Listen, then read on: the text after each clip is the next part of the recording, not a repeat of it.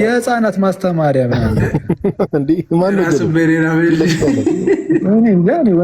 ወንድሞቼ ናቸው ይላል ጌታ በሚያውቀው እንደዛ እያለ ነበረ። ቺምፓንዚዎች ወንድሞቻችሁ እንደሆኑ ልታውቁ ጥሩ ነበር እያለ ይሰብካል። አንተ የጀለስ ወንድም የሃይማኖት አባት ማለት የኋላ ቀርነት አስቀጣይ ማለት ነው። አንድ ዲያቆን አበጋዝ ያደርጋል የሚባል ሰው መሰለኝ። ዲያቆን ማን አበጋዝ ያደርጋል? አበጋዝ ያደርጋል። ኧረ አሁን ይሄ እኮ አሁን ማለት ነው ይህንን እንደ ስህተት ይዘን እንድንስቅ የሚያደርገን ምንድን ነው? ቀጣይ የሚተቸው እሱን መሆኑ እኮ ስሙን እንኳን የማያውቀውን ሰው ይተቻል። በቃ የሚተቸው ደግሞ ለምን ቢሆን ጥሩ ነው? ከእሱ ጋር ይቃረናል። ከአንተ መጽሐፍ ጋር እኮ ተቃረን የእሱ መጽሐፍ ስለተባለ ከእሱ መጽሐፍ ጋር የሚቃረኑ ሰዎችን በማብጠልጠል ነው። በቃ እንደዚህ ኧረ በጌታ ሰማሽ። ዶክተር ዘበነ የሚባል አንድ አለ፣ የሆነ መጋረጃ የሚጠመጥም የአላዋቂዎች ባንዲራ ያዥ። እኔ አሁን እንዴት ነው አሁን እኮ ኢማጂን አንድ የሃይማኖት አባት ምናምን ዝም ብለህ በድፍረት ዝም ብለህ እየወጣ እየተሳደብክ ምናምን ተናኩኝ ደግሞ ይላል ከፈለገ። እኔ እንደው በቃ ተንቅ ያለው ለምን ተናከነ? በቃ እንደዚህ አይነት ሰው የተናቀ አይደለም እንዴ? እንግዲህ ከዚህ በላይ መናቅ እኮ የለም።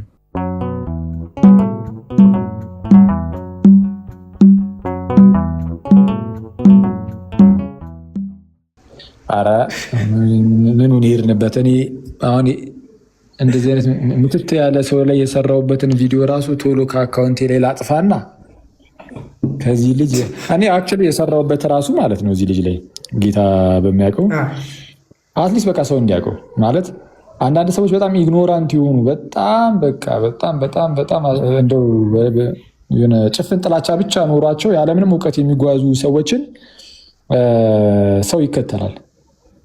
ሳርሊ ማለት ነው። በጣም አንዳንድ ሰው የሚያሳዝነው እንደዛ ነው። ደፋርና ዝም ብሎ በባዶ ትዕቢተኛ የሆነ ሰው ሁሉ ምሁር መስሎ የሚታይበት ዘመን ላይ የደረስ ነው እና ይህን ለዲቤት የጠራሁት ለዛ ነው። እንዴት ወሰነ ነገር ሰውም እንዳየውም ጭምር ማለት ነው እንጂ በፍጹም እኔ ታውቃለህ ዲቤት ምናምን የማድረግ ሙዱም የለኝም። አሁን ላይ በሃይማኖት መከራከር ምናምን እንደዚህ ነገሮች ውስጥ አሁን ላይ ዝም ብለህ ትንሽ ትማማራለህ። ቁለተ እምነታዊ ስራ ልትሰራ ትችላለህ። ግን ክርክር ምናምን ሚዲያ ላይ የወጡ መጨቃጨቅ አሰልቺ ስለሆነ አሁን ናወዴይ በቃ የሆነ አምናት ኢንቱዌት ማለት ነው እና ብዙም አይመቸኝም። ግን በቃ የሆነ ያስታውቃል ምንም ውስጥ እንደሌለበት ልጁና በጣም ግን ጥሩ አካሄድ ስለማሄድ ለዛ ነው ዲቤት የሚጠራውት። የሚያስቀው ፓርት ግን ምንድነው? ሰደባችሁኝ ይላል። አንዴም እኮ አልተሰደብም ግን ቆይ በጌታ አንድ ቪዲዮን ላሳያችሁ። እንደው ከኔ ላይ ላጠፋው ስለሆነ አሁን የሰራሁበትን ሁለቱን ቪዲዮች ስለማጠፋቸው አትሊስት ሰው በቃ ከዚህ ልጅ ጋር በተያዘ ማንም ሰው ጥያቄ እንዳይጠይቀኝም ማለት ነው። ወደ እኔ ማንም ሰው ጥያቄ ይዞ እንዳይመጣ እንደዚህ አይነት ሰው እንደሆነ አይታችኋል። ማንም ሰው ምንድነው ኦኬ ኤኒዌይስ ለተናገረው ነገር ናና ውይይት አድርግበት ተብሎ ተጠርቶ የተናገረውን ነገር ዲፌንድ ማድረግ የማይችል ከሆነ ለተናገረው ነገር ማስረጃ ይዞ መጥቶ ከክርስቲያኖች ጎን ቁጭ ብሎ ማውራት የማይችል ከሆነ በቃ ተውት።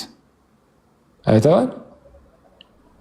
ሲጀመር ልጅነትም ያለበት ይመስለኛል። እንግዲህ ከታላቅ ይቅርታ ጋር ሳየው ሁኔታውን ወንድማችንን ገና ነው ያው አሮ ነው እንግዲህ የማቹሪቲ የመጉደል ነገርም ሊሆን ይችላል አላውቅም። ብቻ ያም ሆነ ግን እንግዲህ በቃ መጥቶ አልወያይም የሚል አይነት ሰው ከሆነ ለሚናገሩ ነገር ምንም ማስረጃ የማያቀርብ ማስረጃ የሌለው ሰው ዝም ብሎ እንደዚሁ የሚናገር ምን አይነት እንደዚሁ የሚናገር አይነት ሰው እንደሆነ ለማወቅ ቀላሉ መንገድ መጽሐፉን ማየት ነው። መጽሐፉን ካየው ብያቸዋለሁ ከዚህ በፊትም እንግዲህ አሁን ባለፈው መቼ ነው ትናንትን የገባ ነው ማለት ዋቢ መጽሐፍት አንድ ሰው እንዴት እንደማስረጃ አንድ መጽሐፍ እንዴት አይጠቅስም? መጽሐፍን የሚያህል ነገር ተጽፎ አንድ መጽሐፍ ሰው እንዴት መጽሐፍ ላይ እኮ አንተ ዋቢ መጽሐፍት እኮ ካልጠቀስክ እኮ አስቸጋሪ ነው። አኩቻ ደግሞ ምን ሆነችብን? ባይዚ እኮ አንዴ የኤቲስቱ ልጅ እንዳለ ሆኖ እንትን ላይ አንድ የለጠፈውን ነገር ወንድማችን ማነው ኤፍሬም የለጠፈውን ነገር ልካችሁ ልኛቸው ነበረ እና አዚፍ የሆነ እኔ ሉትራን ወንድሞች ላይ ምናምን እየሄድኩባቸው እንደሆነ ምናምን ቆይ እነሱ ላይ ትንሽ ቆይ ይመጣሉ። ሄኖስ መጨረሻ ላይ ትንሽ ነገር ላችኋለሁ ካረሰውት እኔ ያናል እንትኑም አይደሉም ያናል ፍላጎትም የለኝም እውነቱን ለመናገር ያው ልዩነት ሲኖሩ እንደ ልዩነት በአንድም በሌላ ምክንያት ሊነሳ ይችላል ነው እንጂ ሄኖስ ብቻ ግን ቆይ ወደሱ እመጣበታለሁ እና የዚህ ልጅ እንትን መጽሐፍ ያው ትላንት ስላሳዩችሁ ብዙዎቻችሁ አይታችሁታል ብዬ አስባለሁ። ምናልባት ያላያችሁት ሰዎች ካላችሁ ሄዳችሁ ምናምን መፈለግ አይጠበቅባችሁ እውነቱን ለመናገር እኔ ጌታ የሚያውቀው ቼክ ራሱ እንድታደርጉት አልፈልግም። ያው መጽሐፉ ይሄ ነው እንግዲህ ላሳያችሁ። ይሄ ነው እኔ በጣም ተባባሪ አይነት ሰው ስለሆንኩ በቃ ባጭሩ ይሄ ነው እንግዲህ። አሁን እቺ አንድ ፔጅ ናት። እቺ እንግዲህ እንዲህ አንተ እኔ እኮ እንደዚህ እኮ አልተዘረዘረም ማለት እኔ እንጃ በታሪክ ውስጥ እኮ እንደዚህ ተዘርዝሮ የተጻፈ መጽሐፍ እኮ የለም። ብትፈልግ አታገኝም። እያየሁ ነው። ኧረ መጽሐፍ ኧረ በቆሎ እንደዚህ አይዘራም። ኧረ በቆሎ ይጠባበቃል ከዚህ በእውነት ኧረ ሽፎ በመጽሐፍ በሀርድ ኮፒ ቢሆን አስበው ገለጥ ስታደርገው ይህን ነው እንዲህ አይመጣውም እኮ ጌታን በስመ አብ። እና የሚያስቀው ፓርት ደግሞ ምንድነው? ስዕል ስዕል ስዕል የስዕል ደብተር ይዞ መጡ። የህፃናት ማስተማሪያ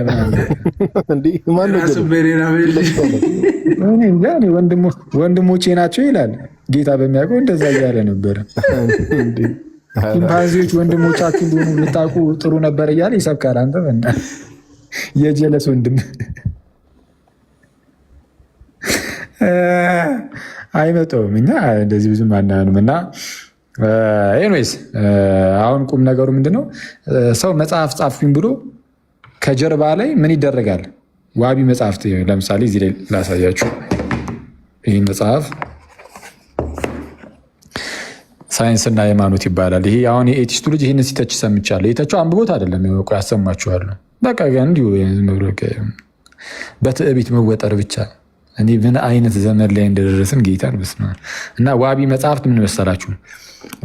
መጽሐፍት ሲጻፍ ለምሳሌ ዝም ብዬ ራንደም ሊገልጥ ሳደርግ ከታች ህዳጉ ላይ ይታያችኋል። እንደዚህ ፉትኖት ህዳግ እንደ ማስረጃ ሆኖ እንደዚህ ይጠቀሳል። አየህ? እና በቃ እንደዚህ ህዳጎች ላይ ምናምን ነገር በቃ ይጠቀሳል። ልክ እንደዚህ ማለት ነው። እንደዚህ ማለት ነው። ከዛ ዋቢ መጽሐፍ ሪፈረንሱ ብቻ እኮ የእሱ መጽሐፍ ይሆናል። የምራው እንደዛ ተዘርዝሮ ቢጻፍ እኩል ነው። ይኸው ሹፍ ዋቢ መጽሐፍት ይልና ዋቢ መጽሐፍት ማለት ጋይስ እውነትህ ነው እኮ የምር ዋቢ መጽሐፍት ማለት ሪፈረንስ ነው ማለት ጸሐፊው ለምሳሌ ይህንን የጻፈው ዲያቆን ያረጋል አበጋዝ ነው። ይህንን መጽሐፍ ሲጽፍ እንዲሁ ዝም ብሎ ብቻ የጻፈው ሳይሆን ይልቁንም እነዚህ መጽሐፍትን አገላብጧል፣ አጣቅሷል ማለት ነው። ከላይ ያሉ እነዚህ እንዳሉ ነው። ተመልከት፣ እነዚህን ሁሉ መጽሐፍት በዚህ በኩል ደግሞ ሂድ። እነዚህን ሁሉ መጽሐፍት ይህ ነጥብ ያለው የተለያየ መጽሐፍ ይህን ሁሉ አንብቦ ነው። ከዚህ ሁሉ እያጣቀሰ ነው። ኧረ ተገልጣለህ። ቆይ አንዴ አይተሃል? ዋቢ መጽሐፍት እንዲህ ተደርጎ እንዲህ አይተሃል? ይቅርታ አሁንም ይገለጣል እንዴ? አራዊ ተገልጦ አሁንም አለ እንዴ? ይህን ሁሉ መጽሐፍ አጣቅሰን የጻፍከው ያደርጋል። እሺ በጣም ቴንኪው በእውነት ጥረት አለው። አይተዋል እንትን ነው አትሊስት ለሰዎች የሆነ ነገር ለማቅረብ ይገለጣል እንደሆነ አሁንም በቅዱስ ሚካኤል እያያችሁ ነው ምን ያህል ጥንቁቅ እንደሆነ ጸሐፊው። አሁን አየህ ሲጻፍ እንደዚህ ነው የሚጻፈው፣ ተጠንቀቀ ምናምን። አሁንም አለ በቅዱስ እንዴ አልቅም በቃ ሽፍ አይተዋል። ዋቢ መጽሐፍት እንደዚህ ይጠቀሳል። ይህን ሁሉ እያጣቀስክ ቀስ ብለህ ተረጋግተህ አብላልተህ ይህም በዛ ልትሉ ትችላላችሁ። አንድ ሰው ከታች እንደዛ እያለ ነው። አይ ያረጋል። ሌላ ሌቭል ላይ እኮ ነው ብራዘር። እውነት ነው በእውነት እስካሁን ድረስ የገለጥ ነው እንትን ነው ዋቢ መጽሐፍትን ነው ልጁ እና መጽሐፍ የገለጣቸው ወረቀቶች ብዛት ራሱ ያረጋል። ሪፈረንስ መጽሐፎች የጻፈበት ብዛት አይሞላም። ያነበባቸው ልጁ ማለት አይ ዶንት ቲንክ እኔ የምር እኔ ሳየው ምንድነው መጽሐፍ የማንበብ ልምድ ሳይሆን ይሄ ቪዲዮዎችን ምናምናም ታይና ከዛ በኋላ ለምሳሌ ቪዲዮ ላይ ኒቼ እንደዚህ አለ የሚል ነገር ቪዲዮ ላይ ካየ እሷን ትሰማለህ፣ ትመጣና ጨረጫር ታደርጋለህ። ኒቼ እንደዚህ አለ። ከዛ ማስረጃ ስትል የኒቼን መጽሐፍም አይጠቅስልህም። ኒቼ ምን ላይ እንደዛ ተናገር የሚለውን ማለት ነው አይጠቅስም። ሪፍረንስ የለም። ለምን? እሱ ራሱን ከቪዲዮ ነው የሚሰው እና ይሄ ተባራሪ የሆነ በየቪዲዮ ትቃረማለህ፣ ትመጣለህ፣ ጻፍኩኝ ትላለህ፣ መጽሐፍ ትላለህ። አሁን ያሳዩችሁ ዋቢ መጽሐፍት ናቸው። አሁን የጀለስን ስታዩት የወንድማችንን ዋቢ መጽሐፍት ይህ መጨረሻ ላይ ነው የሚቀመጠው እና ተመልከት። ይኸው ዋቢ መጽሐፍት የለም፣ ስሜ ሌላ ዓለም ላይ ተጽፎ ይኖራል ይላል መጨረሻ ላይ። ከዛ በኋላ አሁንም እንደዚያው እንደተለመደው በፎቶ አሸብርቆ ብቻ ቁጭ አድርጎታል። አይ ነው የሚመስለው መጽሐፉ እኮ ዲያሪ ያለ የግል ታሪክ ይጀምር አይተዋላ መጽሐፉን ራፍሊ ስላየሁት በቃ የምርም ዲያሪ ነው የሚመስል እንዲሆኜ ይላል ማልማል አይተዋል። እኔ በጌታ የምን ስክሪንሻት ነው መኩ ሹፈው። ይሄ ምን ይላል ከላይ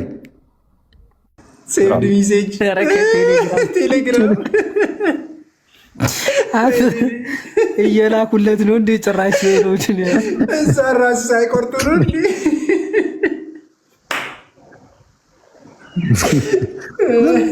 እኔ የለ እንትን ከዛን ይህንን ዝም ብለህ ያዝ አድርገውና በቃ እንደዚህ አይነት መጽሐፍ የጻፈ ሰው አንተ እየወጣ እኮ 38 ጊዜ እኮ ነው በአንድ ቪዲዮ ላይ መጽሐፌ ከዛ የሆነ ቪዲዮ ደግሞ ይሰራል። ቀውጢ መጽሐፍ ስጽፍ ይልና እየደነሰ ይመጣባር ከፈለገ ይቻማው እንግዲህ ያርግለት። ግን እንደ ሌሎቻችሁ ባይሆን የሆነ እስቲ ቀደም ላሳያችሁ ያልኩን ቪዲዮ ያው በዚህ ልክ የሚናገር ሰው ራሱን በጣም ንጹህ ሰው በጣም ሀምብል ሰው ትሁት ሰው ምናምን አድርጎ ሌላውን እንዴት እንደሚያይ ሹፍ ምን እንደሚል የሃይማኖት አባት ማለት የኋላ ቀርነት አስቀጣይ ማለት ነው። አንድ ዲያቆን ሰምተዋል? ይሰማላ? ሰማላ አተ የምር እዛ እንትን ኢቮሉሽን ላይ ያሉት ሶስተኛ ግን የራሱ ፎቶ ነው መሰለኝ ይመሳሰላል።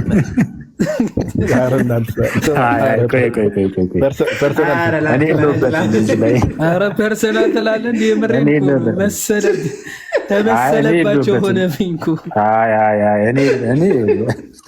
ራስን ቻል አይ እድገቱን ከዛ ወደዚህ ደረሰ ብሎ የራሱ አድርጎ ነው እንዴ እኮ ብዬ ነው። እሱማ ሀሳቡማ እንደዛ ነው። የእሱ ሀሳቡ እንትን ነው ብቻ ነው ይስኩ የራሱ አድርጎ ከሆነ እኮ ብዬ ነው። ምንድን ነው የምታካብዱት? ኧረ እንሂበት አንተ ረፍ።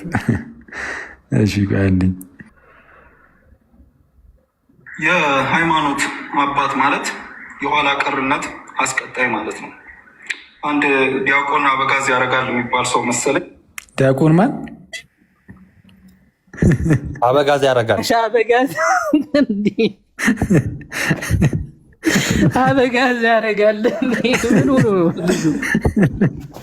ኧረ አሁን ይሄ እኮ አሁን ማለት ነው ይህንን እንደ ስህተት ይዘን እንድንስቅ የሚያደርገን ምንድን ነው? ቀጣይ የሚተቸው እሱን መሆኑ እኮ ስሙን እንኳን የማያውቀውን ሰው ይተቻል። በቃ የሚተቸው ደግሞ ለምን ቢሆን ጥሩ ነው? ከእሱ ጋር ይቃረናል። ከአንተ መጽሐፍ ጋር እኮ ተቃረን የእሱ መጽሐፍ ስለተባለ ከእሱ መጽሐፍ ጋር የሚቃረኑ ሰዎችን በማብጠልጠል ነው። በቃ እንደዚህ ኧረ በጌታ ሰማ ሹፍ። እሺ ዲያቆን አበጋዝ ያደርጋል ምን አሉ? አንድ አዲስ መጽሐፍ ሳይንስና ሃይማኖት የሚል መጽሐፍ እንደወጣና ከኔ መጽሐፍ ጋር እጅግ ተጻራሪ የሆነ ተቃራኒ የሆነ እንደሆነ አንድ ልጅ ገልጾ የሁለታችንን መጽሐፎች ልዩነት ሲያወራ ሰምቼው ነበርና በጣም ገርሞኝ ነው። ምን ይላል? እሺ አሁን ሲያነጻጽር ሰማው እንደዚህ ጽፎ አዲስ መጽሐፍ ጽፎ ሲያነጻጽር አንድ ልጅ ሰምቼ ነው ብሏል። ስለዛ መጽሐፉን አላነበበም፣ መጽሐፉን አያውቀውም። እንኳን መጽሐፉን ጸሐፊውን እንኳን በትክክል ስሙን አያውቀውም። ምን አለ ብሎ ደግሞ ቀጠለ። ሹፍ እሺ ምን አለ? ቆይ አንዴ በጌታ ምን ይላል ጸሐፊው? ዲያቆን ወንድማችን ሳይንስን የሚከተል ሰው በሙሉ እጅግ የተሳሳተ መንገድ ላይ እንደሆነና የተሳሳተን ነገር እየተከተለ እንደሆነ ነግሮን ከዚህ ድርጊት እንድንቆጠብ ነው የሚነግረን። ምን አይነት ወይኔ! በጌታ የቱ ጋር ነው ያለው? እንደዚህ በጌታ በኢየሱስ ስም አንተ እኔ ኩበክር እኔ ይህንን የምትከተሉ ሰዎች እኔ በጌታ የቱ ጋር ነው ያለው? ሳይንስን የምትከተሉ ሁሉም ኢማጂን ከዚህ ነገራችሁ እንድትታቀቡ ደግሞ ይላል። አንተ አንድ ምንም ያላነበበውን መጽሐፍ እንደዚህ ይላል ሰው ወጡ። ይሄ ማለት ምን ማለት ነው? በቃ ይሄ ሰው ያን ያህል ግድም አይሰጠው ሰው፣ ለጭንቅላቱም ለህሊናውም በቃ ምንም ለሰውም ያን ያህል ብዙም ግድም አይሰጠው ሰው ነው ማለት ነው። አይ ነው ፕሮሞት እያደረግኳቸው ነው። እረዳለሁ፣ ይገባኛል። ከዛሬ በኋላ ጭራሽ አናነሳውም። ግን ምን አይነት ሰው እንደሆኑ ግን አትሊስት ግን ወቁ በጌታ ያረጋል። አሁን ስለ ሳይንስ ምን እንዳለ አሳያቸዋለሁ። ራሱን መጽሐፍ የተተቸው ይህንን አይደለ? ይህን መጽሐፍ ገለጫ አሳያቸዋለሁ ምን እንዳለ ከዚህ ልጅ ጋር በተቃራኒ ማለት ነው። ግን ምን እንደሚል ስሙ መጀመሪያ። ቆይ መጀመሪያ እንደውም ላሳያችሁ ከታላቅ ይቅርታ ጋር፣ ከዛ እንድትገረሙ የእሱን ንግግር እየሰማችሁ ማለት ነው። እሺ ለምሳሌ ገጽ 197 ላይ አንድ ርዕስ አለ። ክርስቲያኖች ሳይንስን እንዴት ቢመለከቱት ይሻላል ብሎ ጠይቆ የተወሰነ ይናገራል። እንዲላል ክርስቲያኖች ማስቀደም ያለባቸው የማያልፈውን ሕይወት ጉዳይ መሆኑ ትክክል ነው። የዘላለም ሕይወትን ማለት ነው የምናስቀድመው ከሳይንስ የዘላለም ሕይወትን ነው። ግልጽ ነው። ግንስ ሆኖም ግን እሺ ይህን ዓለም ማጥናትና ማወቅ በአግባቡ እስከሆነ ድረስ እንደው በአግባቡ ይሁን እንጂ የእግዚአብሔርን ድንቅ ጥበብና አሰራር ለማድነቅና ለማመስገን ቢጠቅም እንጂ ከዘላለማዊ ሕይወታችን ጋር የሚቃረን ምንም ነገር የለውም ነው የሚለው። ምንም ነገር የለውም። ጉዳዩ ከዘላለማዊ ሕይወትና ከሳይንስ አንዱን ምረጥ አይነት ከሆነ ከሁለት አንዱ ብቻ ይመረጥ፣ ወይ የዘላለም ሕይወትን ምረጥ ወይ ሳይንስን ምረጥ ከሆነ ኦፍኮርስ የሚመረጠው ዘላለማዊ ሕይወት መሆኑ ግልጽ ነው። ሆኖም እንደዚህ አይነት ከሁለት አንዱን ምረጥ የሚያሰኝ ነገር እስከሌለ ድረስ ሳይንስን አይመለከተኝም ማለት አንብብልኛ እንዴ መኩዚ ለው ከዚህ ጋር የለም። እሺ ሳይንስን ልክ አይመለከተኝም ማለት ተገቢ አይደለም። አይ መኩ እኮ ምንም አይተባበርም። እኔ እኮ ኦዲየንስ ተኮር ነኝ። ብዙ ጊዜ እኮ ምንም አብሮ ሊሄድ አልቻለም። አይደለም አይሰማም እንዴ? ተገቢ እሺ፣ ተገቢ አይደለም። ሳይንስን አይመለከተኝም ማለት ተገቢ አይደለም ነው ያለው ራሱ። ከዚህም ጋር ሁሉም ሰው ያሉት ከዚህም ጋር እሺ፣ ሁሉም ሰው በአንድ አይነት መስክ ብቻ ስለማይሰማራ አሁን በዓለም ውስጥ ስንንቀሳቀስ ማለት ነው በአንድ አይነት መስክ ብቻ እንሰማራም። ስለዚህ በሳይንስ ዘርፍ ሊሰማሩ የሚችሉና ራሳቸውንም ሌላውንም ሊጠቅሙ የሚችሉ ክርስቲያኖች ቢሰማሩ ተገቢም ጠቃሚም ነው ይላል። ማን? ሳይንስና ሃይማኖት መጽሐፍ በዲያቆን አበጋዝ ያደርጋል። አቡኒ አንዳንድ ጊዜ በጣም እኮ ጌታን እኔ አሁን ኢማጅን እንደዚህ ነው ያለው ጸሐፊው። አንዲት መስመር እንደዚህ ገልጦ እችን አላየም ወዳጃችን። በቃ የሆነ ሰው ብቻ ከሱ መጽሐፍ ጋር አነጻጽሩታል መሰለኝ። አንድ ቪዲዮ ሰርቶ ይህንን መጽሐፍ ከዛ ልጅ መጽሐፍ የዛ ልጅ መጽሐፍ አይደለም ሲጀምር መጽሐፍ ብሎ ማነጻጸሩ ራሱ ያለ ያስቃል። በጣም ፈኒ ነው። እኔ እንደ መጽሐፍ መቁጠሩ እሱ እንግዲህ አሳይቻችኋለሁ መጽሐፍ እንዳልሆነ እና ከሱ መጽሐፍ ጋር እንደሚቃረን ስለተነገረ ብቻ ሳይንስን ጭራሽ እንዳትቀበሉ አለ ብሎ ሲናገር ስምት ቆጠብ ነው የሚነግረን።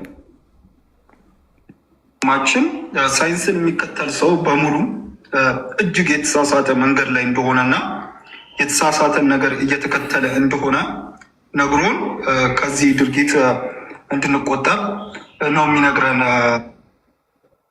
ማለትም ወደ ሃይማኖቱ እንድንጠጋ ማለት ነው።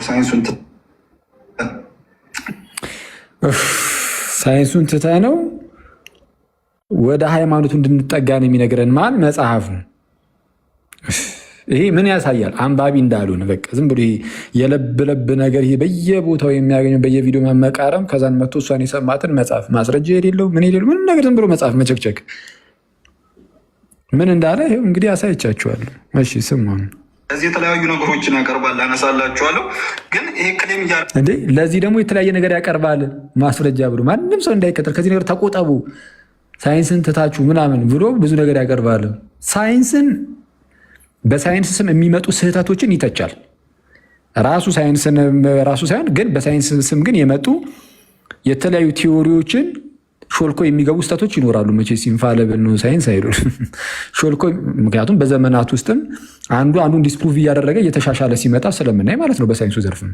ስለዛ ስህተት የሆነውን ነገር ስህተት ነው ብሎ ይቃወማል። ስህተት የሆነውን ነገር ስህተት ነው ብሎ ይቃወማል። ግን እንደ አጠቃላይ ግን ሳይንስ ጠቃሚ ነው ብሎ ሲናገር አይተነዋል። ያደርጋልም ማለት ነው። ያለው ነገር በአጭሩ ምን ማለት እንደሆነ ለመግለጽ የኢትዮጵያ ትውልድ ሆይ ሳይንስ የሚታመን ነገር አይደለምና በተደጋጋሚ የተሳሳቱ ነገሮችን እንደ ትክክልነት ነግሮን ያውቃልና የኢትዮጵያ ልጆች ሆይ፣ ተማሪዎች ሆይ ዶክተር እንዳትሆኑ፣ ሳይንቲስት እንዳትሆኑ፣ ተመራማሪ እንዳትሆኑ፣ እንደውም ኑና የቆሎ ተማሪ ሁኑ፣ ኑና ዲያቆን፣ ዘማሪ፣ ቄስ ሁኑልን።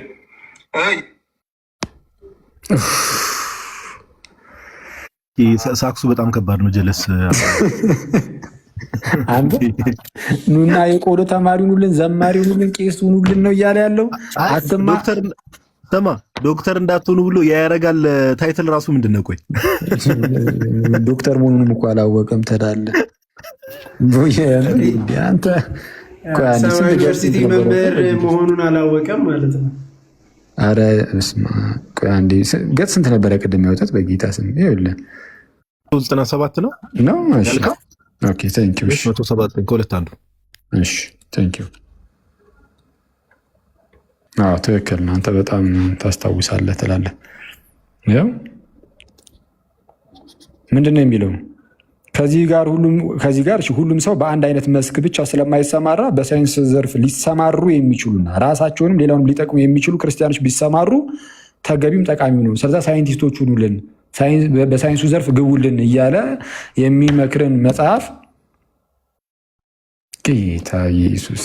ቆይ አንዴ።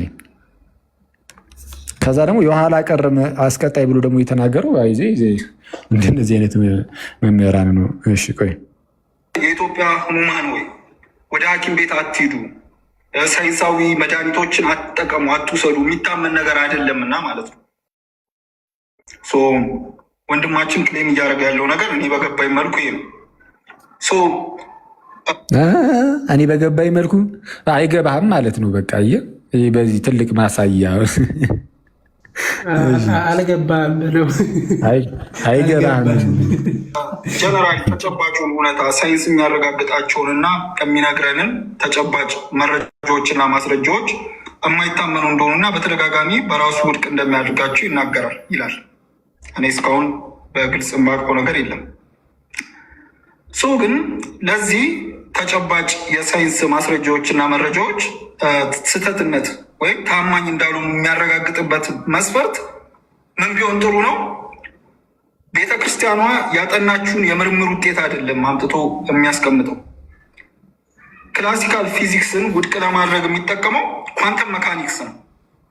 ኢማጅን ያድጋል ነው ሳይንስ የሚታመን ነገር አይደለም እያለ ለሳይንስ አለመታመን የሚያቀርበው ኳንተም መካኒክስ ነው። ኳንተም መካኒክስ እንግዲህ እኔ በቤተክርስቲያን የጠና ሃይማኖታዊ ሳይንስ ያድጋል፣ ምርምር ያድጋል። አንዳንድ ነገሮች ታማኝ ሆኖ በሰው ምርምር ደረጃ ማለት ነው ታማኝ መስሎ የሚቆዩ የሆነ ሰዓት ላይ ደግሞ ዲስፕሩቭ የሚደረጉ የሚሻሻሉ ነገሮች ይኖራሉ። ዊር ናት ኢንፋሊብል፣ ሳይንስ ኢዝ ናት ኢንፋሊብል። ስለዚህ የሚሻሻሉ ነገሮች ይኖራሉ። ከዛ አንጻር እንጂ ሳይንስ አያስፈልግም አንድም ቦታ ወይ ድርሳናት ወይ ድግምት ውስጥ ምናምን ያለ ነገር ይሁን አላውቅም። እስካሁን እንደማውቀው እሱም ሳይንስ እንደሆነ ኢትስ ጀስት የተጣረሰ ክላሲካል ፊዚክስን ተጨባጭ ኦብዘርቨብል ሜዥር የሚደረግን እውነታ እንዳትቀበሉ ለማለት ሜዥር የማናደርገውን በኳንተም ሪያሊቲ ላይ ያሉ በጥቃቅም ሪያሊቲ ላይ ያሉ አተሞች እንዴት ፈንክሽን እንደሚያደርጉ የሚያጠናን አንድ ፊልድ አምጥቶ ሳይንስን ውድቅ ለማድረግ ይሞክራል። ዛት ሚንስ ኪሎችሁ ተመዝኖ የሚነገራችሁን የኪሎችሁ መጠን አትመኑት ማለት ነው። እግዚኦ አንተ ሳክሳም ነው በወላዲተ አምላክ እንደዚህ እኮ አይሰከስም እኮ በጌታ በኢየሱስ እንዴ! የለም እኔ በታሪክ ውስጥ እኮ አጠን ነው ወደ አለመለስ ብዬ ገረፍ አደረኩኝ እንደተባለ እና በጣም በቃ አንድ መስመር ሳያነበው እንዴት ትንተና ይሰጣል? አንድ መጽሐፍ ላይ ሰው አንድ መስመር ያላነበ አንዲት ቃል ገልጦ ያላየው እንደ ማንበቡን ትተን እኒያችሁ ተረጋግጦ እናትና አባታችሁ ሲነገራችሁ አትቀበሉ ማለት ነው። ምክንያቱም ሳይንስ ሊታመን የሚችል ነገር ስላልሆነ ኢትስ ጀስት ኢንሴን። ምን አይነት የትውልድ ሰንሰለቶች እንደተፈጠሩ አይዶን በጣም ነው የማዝነው ለዚህ ትውልድ ማለት ነው።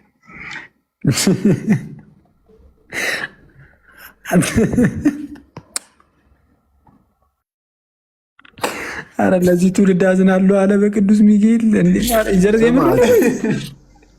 የምሩንማ ፈይሰ ነው የምሩን ይመስላል። አረ ሙድ እያዘ ነው የሚሆነው ወንድማችን። የምር እኔ ውስጡ እየሳቀ ነው የሚሆነው የምር እንዴ በጌታ ስም እንዴ። አንድ ጽሁፍ እየጻፍኩ ነበር የሆነ ጥናቶች ኢትዮጵያ በዓለም አቀፍ ደረጃ ጥናታዊ ጽሁፎቿ ውድቅ የሚደረጉባት ቁጥር አንዳንድ ሀገር ነች። እንዳለ በኢትዮጵያ ምሁራን ተጠንተው የሚቀርቡ ፔፐሮች በዓለም አቀፍ ደረጃ ተቀደው ነው የሚጣሉት።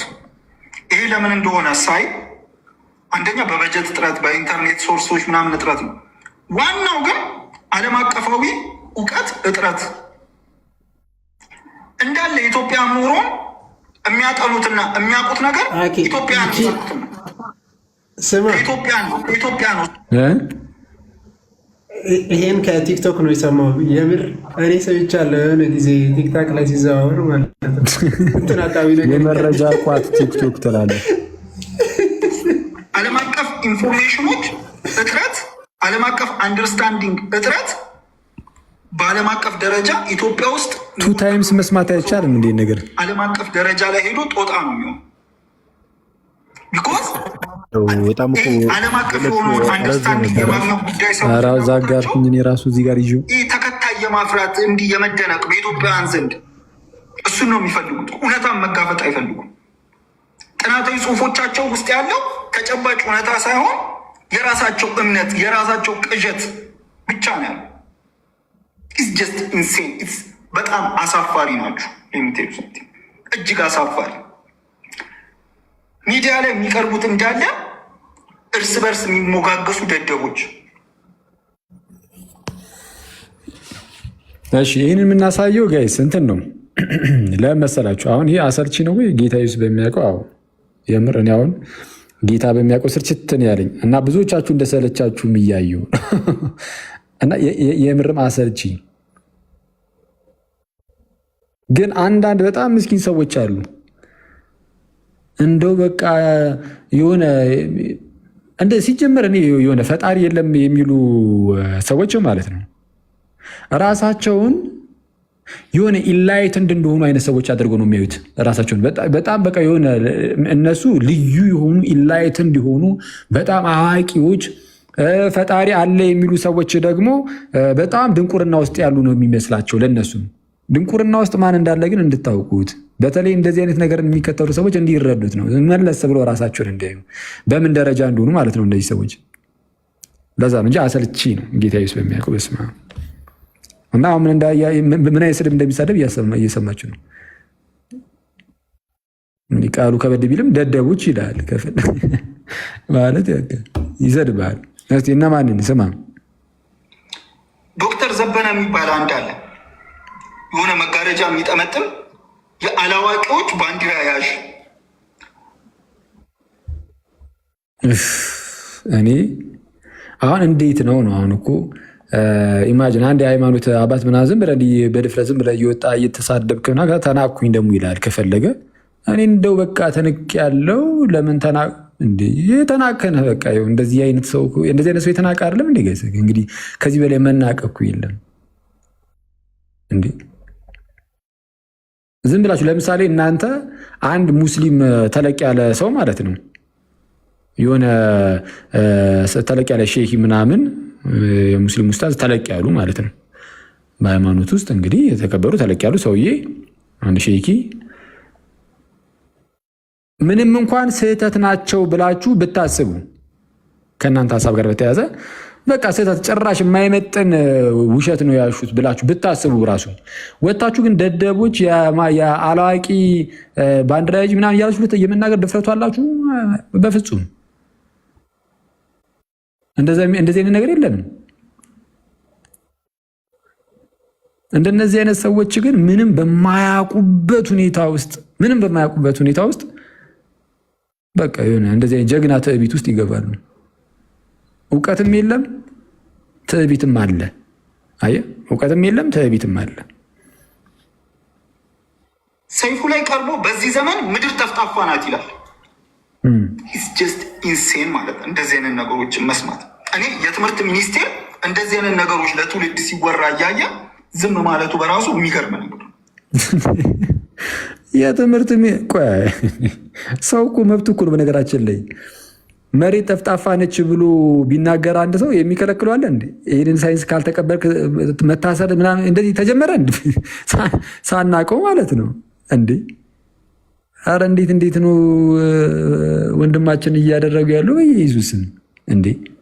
አያኪ እንትን እንደው አሁን ይሄ ሲሪየስ የሆነ እንትን መስጠት ክሪቲክ መስጠትም ከባድ ነው። እንደዚህ አይነት የቀነጨረ ማይንድ ግን አሁን በውጭው ዓለም ላይም እኮ ኢቭን ትላልቅ የሚባሉ ኤቲስቶች ሆነው ራሱ ደግሞ ይሄ ክርክር ይደረግበታል። ምድር ጠፍጣፋ ናት ብናት የሚለው ነገር እኮ ስቲል ቱ ዚስ ዴይ ክርክር ይደረግበታል። ትምህርት ሚኒስተር ይላል እዚህ ሀገር አምጥቶት ምንም የሚያወራውንም ነገር አያውቅም። እውነት ለማውራት ሲጀመር ትምህርት ሚኒስተር ላለው ማለት ነው ጋዲ ወደ በኋላ ላይ እኮ አሁን ስናየው ደግሞ ምን ይለናል? በአማርኛ የሆነ ነገር ከኢትዮጵያ መምህራን ምንም ነገር እንዳሰሙ ይላል። እና ትምህርት ሚኒስቴር በእንግሊዝኛ ወጥቶ ከአሜሪካ ሄዶ አይናገረው እዚህ የሚናገር እንዴት እንሰማዋለን? በእውነት ሹፍ ትንሽ ላይ ያሳልፈው በእናት ማምጣት አለበት እንዴ የተገኘው የዘረመል ይቅርታ በጣም ጋይ ስላሳለፈው እዚህ ጋር ፊንት ልሰራ ነው። የምድርን የስበት መጠን ቢለቁት ዛት ሚንስ ፕሌን የምናበረው ምን የምንለው ይሄ ሁላ ሳይንሳዊ ፕሮግረስ ሁሉ የማይታመን ነገር ነው። ምናልባትም የተሳሳተ መንገድ ይሆናል ፕሌን የምናበርበት ሜትድ። ኢትስ ጀስት አም ሶሪ፣ በእውነት ነው የምላችሁ። አም ሶሪ ሰምታይምስ ላይክ ያም አለ የምትሰማቸው ነገሮች ፉል ኦፍ ስቱፒድ። እኔ ልንገር ወጣት እኮ this is what you are ወንድማችን። በስመ አብ ፉል ኦፍ ስቱፒድ ነው ያለው። እሺ ወጣት ከሆንክ እኔ ልንገርህ ሰማ እያለ ነው። ወጣት ወይ ሰማ። እሺ በቃ ገጠር ግባ።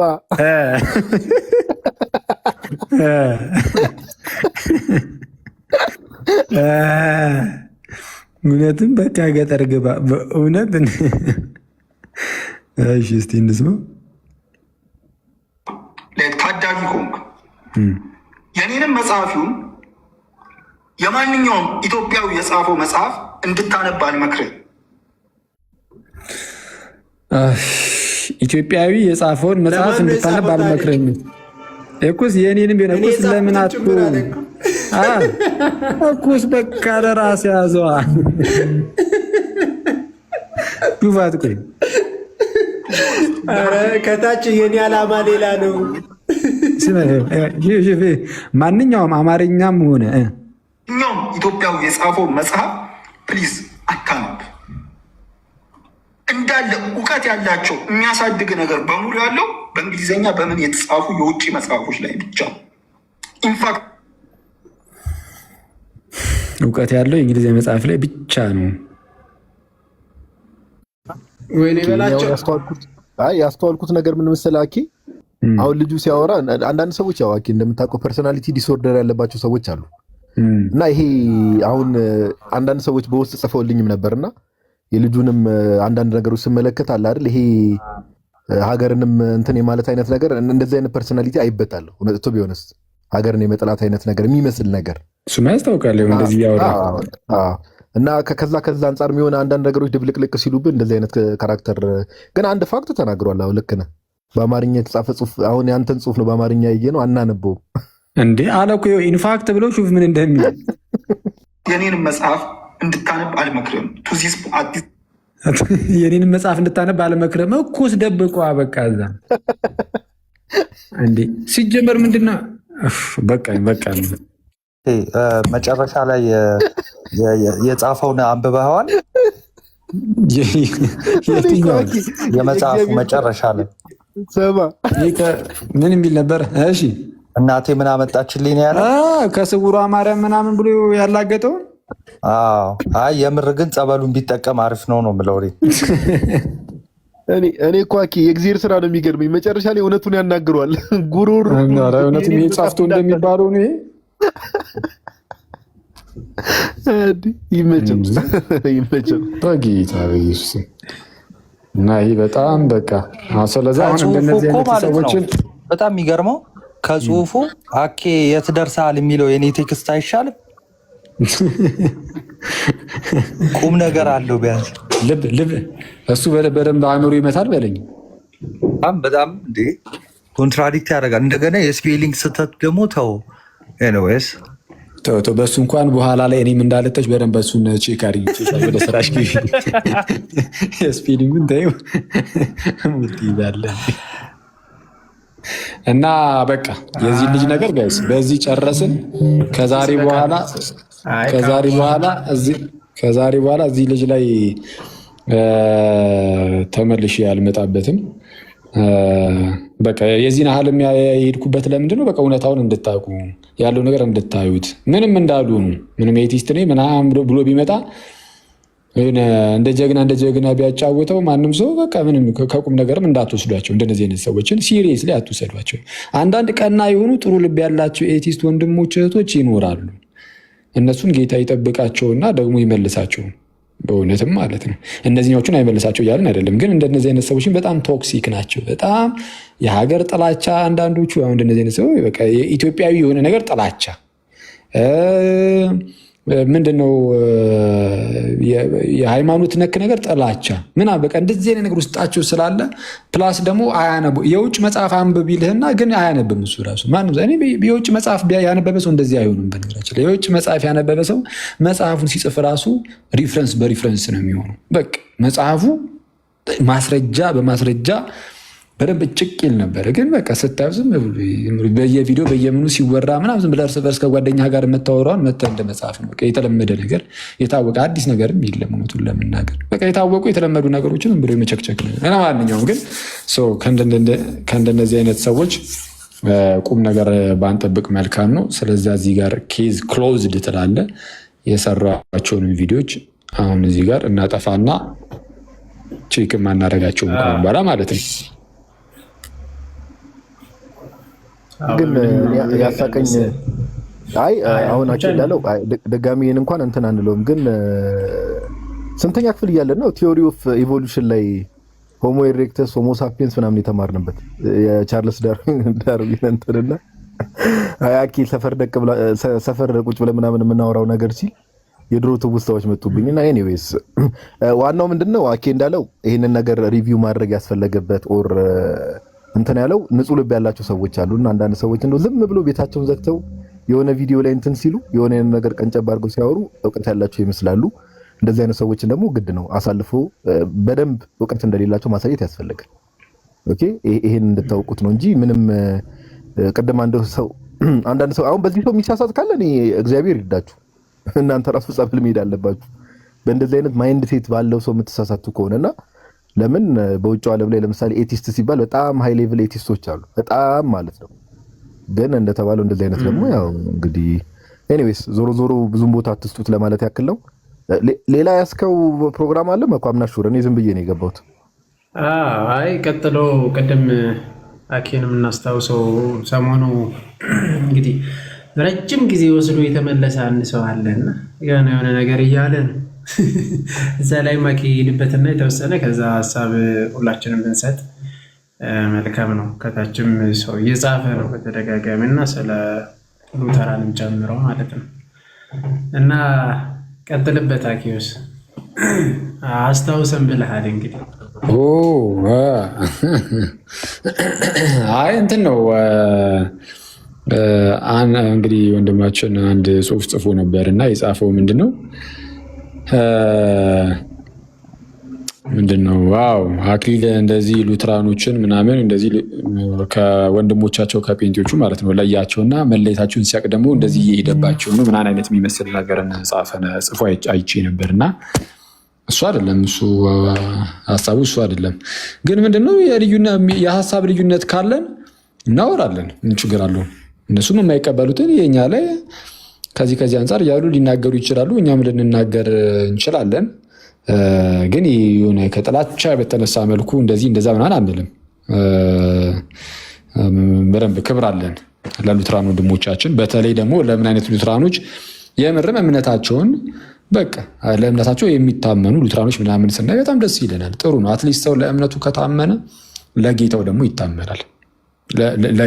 ለጌታ የሚታመነው አስቀድሞ የፊት ለፊት ላይ ያለ ለእምነት ሳትታመን እንዲሁ ብቻ በሰላም ለመኖር ሲባል ሃይማኖትህን የምትክድ ወይም እምነትን የምትክድ ከሆነ አስቸጋሪ ነው። እንደነዚህ አይነት ሰዎች ግን አሁን ላይ እየመጡ ያሉ አንዳንድ ሉትራን ወንድሞቻችን እህቶቻችን ጥሩ ናቸው። ጌታ በነገር ሁሉ ይርዳቸው ያግዛቸው እና ለእነሱ ትልቅ ክብር አለን። ስለዚህ ያው ከእነሱ ጋር አታነካኩን ነው በአጭሩ እንደዛ ነው እና እንደዛ ነው እና ሰሞኑን ግን እንሄድበታለን። ያው ጠቅለል ያለ የጸጋ ብቻ ትምህርት ላይ ከደብል ፕሬዲስቲኔሽንን ምናምንን እያነሳን ከካልቪኒስቶቹ አንጻር ግን እንሄድበታለን ትላለህ። አይቀርም በካልቪኒስቶች በኩልም ቢሆን ይኬድበታል እና ካልቪኒስቶች ላይ ሳይሆን ያው የካልቪኒስቶች ትምህርቱ ላይ የተወሰነ እናየዋለን። ነካካው እኮ ምንም አላልክም ግን ትምህርቱ ላይ ነው ሀሳቡ። ትምህርቱ ላይ እንደሄድበት ፈልገህ ነው እንዴ? ላይቭ ገብቷል ነበር የተወሰነ ትምህርቱ ላይ ቆይ ሉተራን ወንድሞቻችን ላይ አንሄድም ትላለህ። ኦኬ ነው። አይ ቆይ እንትን ይበል ትንሽ እስቲ እንትን ይበሉ በብዙ በዚህም በዛም ምናምን እንትን አይበሉ። ትንሽ ምስል የሆኑ ሚዲያው ላይ ያሉት በሁሉም በኩል ከሚያዙ እነሱ ፕሮግራማቸውን ሲጨርሱ ሌላ ጊዜ ቀስ ብለን በተረጋጋ መንፈስ ምናምን በወንድማማዊ ፍቅር ትላለህ። እንደ ጓደኛ ዲስከስ ታደርገዋለህ ቀስ ተብሎ። እውነት ለመናገርም እንዲህ ቤት ምናምን ጠርቷቸው ነበር። አሁን ለእኛ ፈኒ ነው በዚህን ጊዜ ላይ ስለ ልሳን ምናምን እንደዚህ አይነት እንትኖች ላይ በጣም ብዙ ዓመት ስለተካሄደበት እንደዛ ጠርቷቸዋል። ግን ዝምን ለምን እንዳሉ አላውቅም ሉተራኖች። ዞሮ ግን ከኛ ግን ከመጣ ሁል ጊዜ መልስ ስለተሰጠበት ነው። ሜቢ ላልሰሙ አዳዲስ የሆኑ የመጡት ስለ ልሳን ቲክታክ እንትን ላይ ዩቱብ ላይ ማግኘት ትችላላችሁ። የተሰራበት አኬም ሰርታላል መሰለኝ እና የተወሰነ ብትሄድበት መልካም ነው። እዛ ላይ ስለሄዱበት ምኑ ላይ ልሳን ማለት ዲቤት ጠርቶ ነበር። አሁን ማንም የተቀበለ የለም። ልሳንማ በጣም ከባድ ጥያቄ ብሎ የምን ቪዲዮ ላይ ነው ያየሁት። በቃ ማንም ሰው የማይመልሰው ስለ ልሳን ነው። ልሳን አሁን ፕሮቴስታንቶች ወይም ጴንጤዎቹ እንደሚሉት አይደለም የሚል ሰው ማንም ሰው የማይመልሰው ተብሎ አንደኛ ቆሮንቶስ ምዕራፍ 14 ቁጥር 2 በልሳን የሚናገር ስለ እግዚአብሔር እንጂ ለሰው አይናገርም የሚያስተውሉ የለምና በመንፈስ ግን ምስጢርን ይናገራል ይላልና በቃ እቺ ጥያቄ ማንም ሰው በቃ ለብዙ ዘመናት አትመልሱትም ይባላል። 1000 ዓመት ብሰጣ አትመልሰው ማሰብ።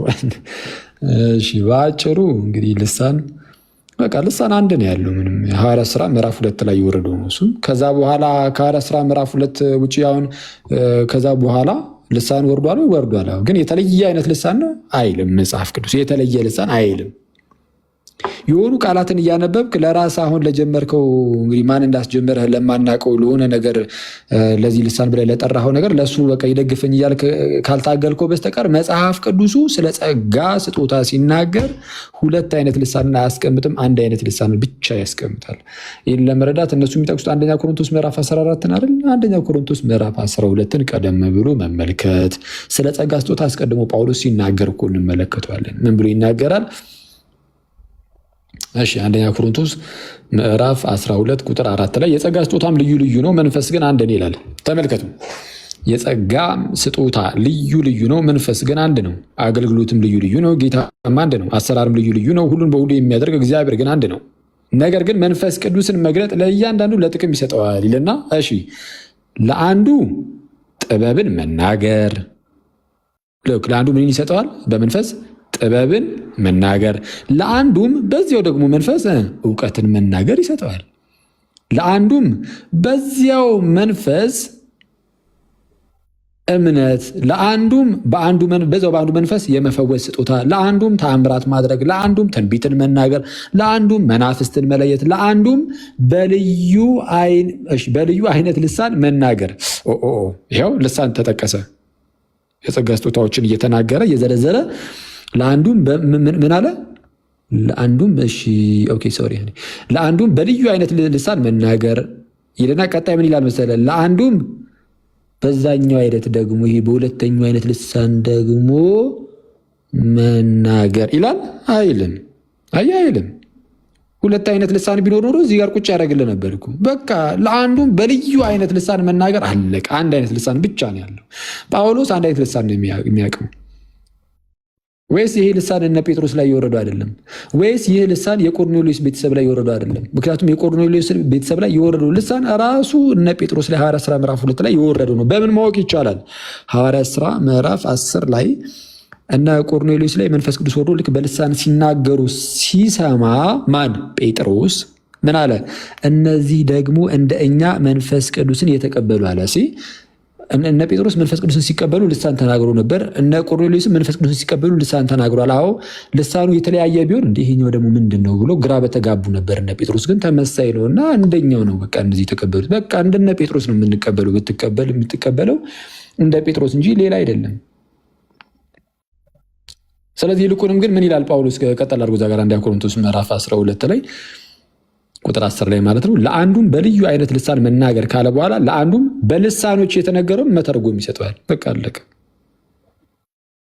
ለአንዱም በልሳኖች የተነገረውን መተርጎም ይሰጠዋል። ይህን ሁሉ ግን የአንዱ መንፈስ እንደሚፈቅድ ለእያንዳንዱ ለብቻው እያካፈለ ያደርጋል ይላል። ስለዚህ አንድ ልሳን ብቻ እንዳለ አውቀናል። የአንዱ ልሳን ደግሞ ምንድን ነው? የሰው ቋንቋ ነው። ማስረጃ አለ።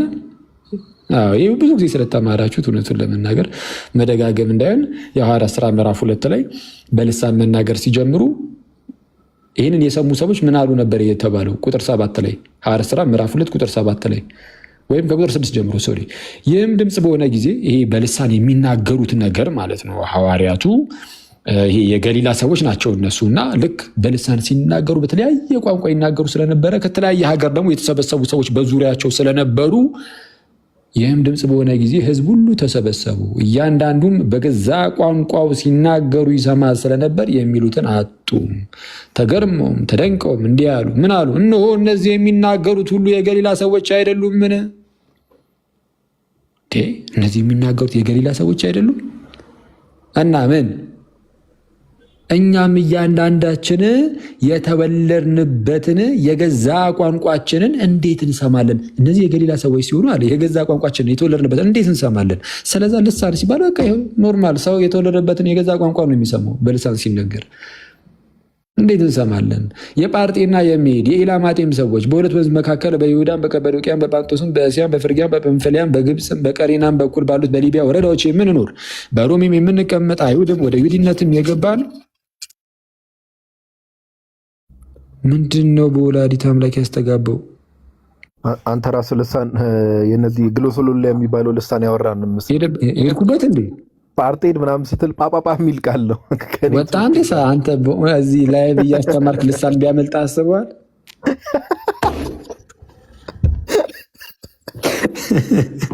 ውርደት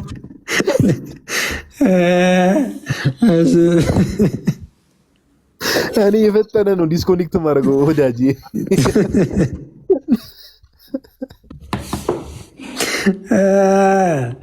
እሺ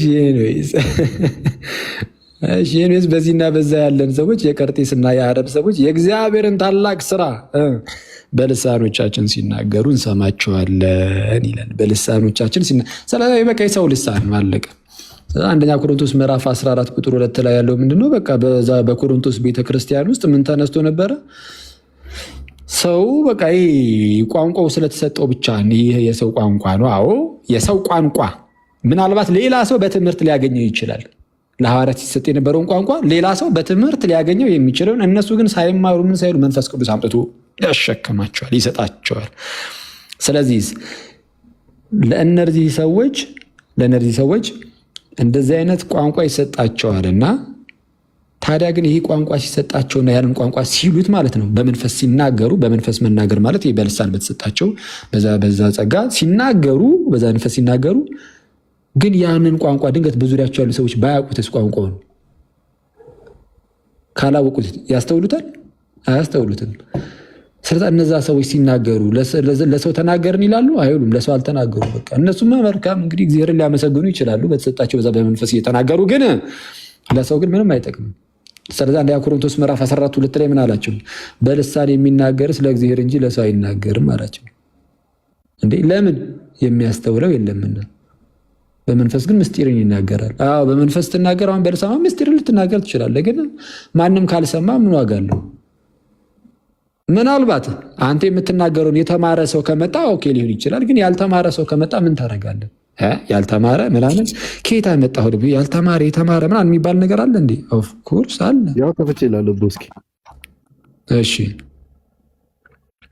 ቁጥር 16 ላይ እንግዲህ እሺ እንዲያማ ካልሆነ አንተ በመንፈስ ብትባርክ፣ በመንፈስ ብትባርክ ሚኒንግ በልሳን ማለት ነው። ትባረካለህ በልሳን እንዴ? በመንፈስ መባረክም አለ። በመንፈስ መባረክም አለ። እሺ በመንፈስ ብትባርክ ባልተማሩት ስፍራ የተቀመጠው በየት? ባልተማሩት ስፍራ የተቀመጠው የምትለውን ካላወቀ እንዴት አድርጎ ለምስጋና አሚን ይላል? ባልተማሩት ስፍራ የተቀመጠው የምትለውን ካላወቀ እንዴት አድርጎ ለምስጋና አሚን ይላል? ስለዚህ አሁን ቻይኒስ ምናምን ነገር የተሰጠው ሰውዬ መጥቶ አሁን በእኛ መካከል ከዚህ መካከል ለምሳሌ መኩታው የሆነ ቻይኒስ ልሳን ቢወርድለት ማለት ነው እና በቻይንኛ ጀግና የሆነ መባረክን ቢባርከን እንዴ እኛ ምንም የምናውቀው ታሪክ አለ? ቻይንኛ አልተማርም እንዴ አሜን እንላለን እንዴ? አንልም። ምኑን አውቀ ነው? አንተማ መልካም ታመሰግናለህ። መኩኮ መልካም ያመሰግናል። ሌላው ግን እኛ ግን አንታነጽበትም። የሰሞኑ ቻይና በስመ አብ ወወልድ ወመንፈስ ቅዱስ ያሉበት ራሱ በጣም እንትን እያለኝ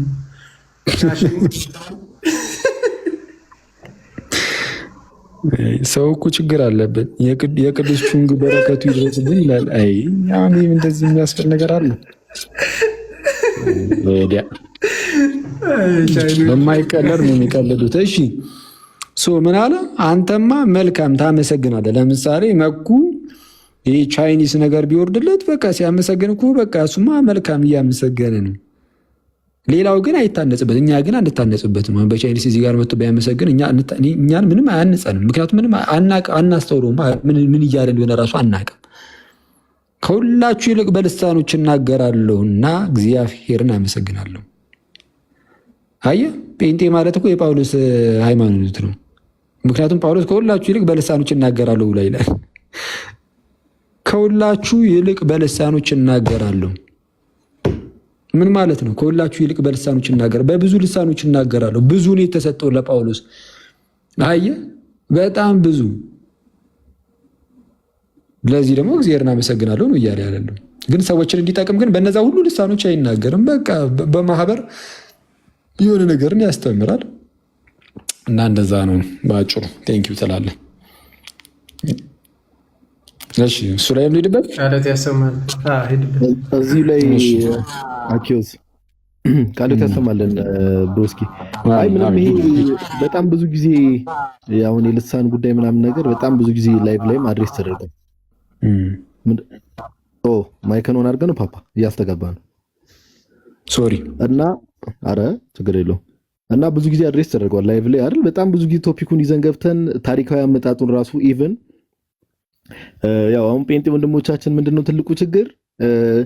ዛሬ ጴንጤዎች ልሳን ሲናገሩ ዘወይ ዘ አክት ምናምን እነዚህ ነገሮች ሞሮፍ የመናፍቃንን ባህሪ ለምሳሌ ሞንታነስ የሚባል መናፍቅ በቤተክርስቲያን ታሪክ ውስጥ አለ።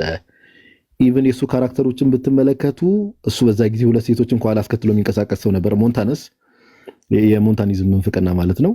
እና ይሄ ካራክተር በካራክተር ደረጃ ራሱ አሁን ጴንጤዎች ጋር የምንመለከተው ነገር ሞሮፍ ወደ እነሱ ይቀርባል። ከዛ ባለፈ እንደው መጽሐፍ ቅዱስ ላይ ያለውን ሐሳብ አሁን አኬ ብሎ ሄዶበታል። ከዛ ባለፈ ራሱ እንደው ህሊና ላለው ሰው እንዴት የሪፎርሜሽኖቹ ዋናዎቹ አለ አይደለ? ዋናዎቹ ለምሳሌ ማርቲን ሉተር ሊሆን ይችላል እና ጆን ካልቪን ሊሆኑ ይችላሉ፣ ሌሎችም ኦኬ የሪፎርሜሽን አባቶች ወይ ደግሞ ማጂስትሪያል ሪፎርመርስ የሚባሉት እነሱ ይሄንን ነገር እንዴት አያውቁትም ነው? ይሄ እንዴት ጥያቄ አይፈጥርባችሁ? ቤተክርስቲያን ከተመሰረተች ከሆነ ከ1900 ዓመት በኋላ ኦፍ ኮርስ ዴቨሎፕ እያደረገ ነው የመጣው። በይፋ ግን በጣም ግልጥ ባለ መልኩ ግን ኦልሞስት 90 ሴንቸሪ ላይ ነው ነገር የተጀመረውና መጀመሩ እንዴት ጥያቄ አይፈጥርባችሁም ነው? ኦኬ እንጂ መጽሐፍ ቅዱስ ላይ ያለው ግልጽ ነው። በቃ ጳውሎስ አኬ ቅድም በደንብ አብራርቶታል። እዚሁ ጋር ቅዱስ ጳውሎስ እዚህ ምዕራፍ 10 ላይ ይናገራል። በዓለም ምናልባት ቁጥር የሌለው የቋንቋ አይነት ይኖራል፣ ቋንቋም የሌለው ህዝብ የለም ይላል። በቃ አንደኛ ቆሮንቶስ ምዕራፍ 14 አውዱን ጠብቆ የተረዳው ሰው በጣም ግልጽ ነው። በዓለም ምናልባት ቁጥር የሌለው የቋንቋ አይነት ቋንቋ ዓለም ላይ የሚታወቅ መሆኑን ጳውሎስ እየነገረን ነው። ለምን? ከህዝብ ጋር የሚገናኝ ስለሆነ ቋንቋም የሌለው ህዝብ የለም። ኦኬ እንግዲህ የቋንቋውን ፍቺ ባላውቅ ለሚናገረው እንግዳ እሆናለሁ፣ የሚናገረውም ለእኔ እንግዳ ይሆናል። በቃ ግልጽ እኮ ነው። ባይዘው ይክፍሉ ግልጽ ነው። አኬ ቅድም እንዳለው ቻይንኛ ቢወራ በቃ ምዕራፍ ቁጥር 2 ላይ ያለው በጣም ቀላል ነው። በቃ በልሳን የሚናገርስ ለእግዚአብሔር እንጂ ለሰው አይናገርም፣ የሚያስተውለው የለምና በመንፈስ ግን ሚስጥርን ይናገራል ይላል። አለቀ በቃ። መኩ ለምሳሌ በቻይንኛ ኦር ስፓኒሽ በሉት ፖርቹጊዝ በሉት በሆነ ቋንቋ እግዚአብሔርን ቢያመሰግን ኦር እዚህ ብንል መኩ ከማን ጋር ነው እየተነጋገረ ያለው? ለማን እየተናገርክ ነው? መኩ ለምሳሌ ከእግዚአብሔር ጋር ነው የምትነጋገረው። ለምን? እግዚአብሔር ምንም የጸጋ ስጦታ ባለቤት ምሱ ስለሆነ የምትናገረው ነገር አንደርስታንድ የሚያደርገው እግዚአብሔር ነው። ማህበሩ ግን አንደርስታንድ አያደርገ። ኦኬ ለሰው ለእግዚአብሔር እንጂ ለሰው አይናገርም። ሰው እዚህ ጋር የተባለው ምንድነው? ለማህበሩ አይናገርም ነው። ተርጓሚ እስከሌለ ድረስ ከእግዚአብሔር ጋር ነው እየተነጋገረ ያለው። በቃ አለቀ። በመንፈስ ግን ምን ሚስጥርን ይናገራል። ለምን? እዛ ጋር ለተሰበሰቡ ሰዎች ምንድነው ሚስጥር ስለሆነ ያ ነገር። ይሄ በጣም ቀላል ነገር ነው ጋይስ። ኦኬ እና ይሄ ስናር ቢግ ዲል። ለዛ ነው ልሳን እዚህ አንደኛ ቆሮንቶስ ምዕራፍ 12 ላይ አኬ ቀደም ያላችሁ ቦታ ላይ አንደኛ ቆሮንቶስ ምዕራፍ 12 ላይ ይቅርታ፣ እዚህ አንደኛ ቆሮንቶስ ምዕራፍ 12 ላይ አይታችሁ ከሆነ የጸጋ ስጦታዎችን ሲዘረዝር ቅዱስ ጳውሎስ አይታችኋል። ለአንዱም በልዩ አይነት ልሳን መናገር፣ ለአንዱም በልሳኖች የተነገረውን መተርጎም ይሰጠዋል። በቃ መተርጎም አለበት ነው። ጳውሎስ ዓላማው ራሱ ምንድነው? ልሳን ስትናገሩ ሰዎችን የሚያንጽ ይሁን፣ ዋናው ዓላማ ነው ዓላማው። ኦኬ ሰዎችን የሚያንጽ መሆን አለበት። ለዛ እኮ ነው እዛው አንደኛ ቆሮንቶስ ምዕራፍ 14 ላይ ምን ይላል መኩ? እንዴ እማተረጉሙ ከሆነ ዝም ብላችሁ የሆነ ላንጉዌጅ የምትናገሩ ከሆነ ሰዎች ከሩቅ ሲያዩአችሁ ራሱ እንደ እብድ ነው የሚያዩአችሁ እኮ ይላል ጳውሎስ። አሁን ሰዎች በምን መልኩ ይቀይሩታል ይሄንን ነገር? አሁን በዚህ ዘመን ያሉ ሰዎች ይሄው እናንተም እኛን ስታዩን እንደ እብድ ነው የምታዩን፣ ጳውሎስም እያለ ያለው እኛ ስለምንናገረው ልሳን ይላል። አይደለም በፍጹም በቃ በልሳን የሚናገር ራሱን ያነጻል፣ ትንቢትን የሚናገር ግን ማህበሩን ያነጻል። በቃ ስለዚህ ይሄ የልሳን እንትን ቋንቋ ነው፣ ዓለም ላይ የሚታወቅ ላንጉዌጅ። ዋናውም ዓላማ ደግሞ ይሄ የመጣበት ዋናው ዓላማ ሁሌም ብዙ ጊዜ ተነጋግረናል። ዓላማው ምንድነው ከተባለ መኩ ታች ያላችሁ ክርስቲያን ወንድሞች እናቶችም ወንጌልን ጌታችን ኢየሱስ ክርስቶስ ማርቆስ 16 ላይ ምን አለ? ኦኬ ያመነ የተጠመቀ ይድናል ካለ በኋላ ወንጌል ከዛ በፊት ወንጌልን ለፍጥረት ሁሉ ስበኩ። በቃ ይሄ ሎጂካል ለሆነ ሰው እኮ በጣም ቀላል ነው። ወንጌልን ለፍጥረት ሁሉ ስበኩ ተብሏል። ስለዚህ ለምሳሌ ሐዋርያት የገሊላ ሰዎች ነበሩ አይደል? ለምሳሌ ወደ ህንድ ሀገር ሄደው ይሰብካሉ አይደል? ሐዋርያት ለፍጥረት ሁሉ ወንጌልን ሰብከዋል አይደል? መኩ በየሀገሩ ሄደው ሰብከዋል። ኦኬ መኩ ኢትዮጵያዊ ነው። ለምሳሌ መኩን ምሳሌ አድርገን ዛሬ እየወሰድን ነው። ለምሳሌ መኩ ኢትዮጵያዊ ነው። በሐዋርያት ዘመን የነበረ ሰው ከሐዋርያት ውስጥ አንዱ ለምሳሌ ቢሆን ኦኬ የሆነ ሀገር ህንድ ሀገር ሄዶ ቢሰብክ ኦር ቻይና ኦር የሆነ ሀገር ሄዶ ቢሰብክ የዛን አካባቢ ቋንቋ ማወቅ አለበት። መንፈስ ቅዱስ ደግሞ ይህን የጸጋ ስጦታ ነው የሚሰጣቸው። ካላወቀ እንዴት እዛ አካባቢ ያሉ ሰዎችን ሄደው ይሰብካቸዋል? ስለ ክርስቶስ ኢየሱስ እንዴት ወንጌል ይሰብክላቸዋል? በቃ ይሄ በጣም ቀላል ነገር እኮ ነው። እና ይሄ እንደው ወንድማችን ኤፍሬም ከባዱ ጥያቄ ያለው በጣም አያችሁ፣ አሁን አውዱን ተከትላችሁ ስትረዱት በጣም ቀላል የሆነ ነገር ነውና ከዚህ አንጻር ነው የምንመለከተው። እግዚአብሔር ያክብርልን፣ ቃሉት ያሰማልን። ጋዲሻ ጸደይ ነው። ጌታ ያክብርልን። ጥሩ ጠቅላላ አድርገዋል። ሴና ግን አሁን ደግሞ ኦርቶዶክሶች ተብሎ እንዳይወራ ከታች ብትሆንስ ከይቅርታ ጋር መኩተው አይሻልም?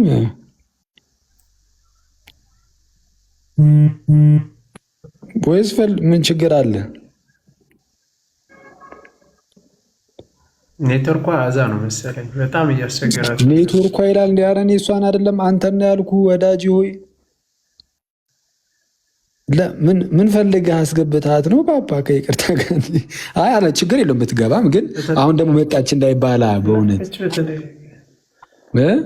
በጣም ደስ ይለናል። እኛ ኦርቶዶክስ አልሆነችም እስካሁን። እስቲ ኦርቶዶክስ ሆና ደግሞ ታዲያ ስንት ክርስቲያኖች እየጠየቁ ገዝተ ላይ እነሱን ትተህ ለምን እሷን አስገባ ነው የተባልከው ወዳጅ?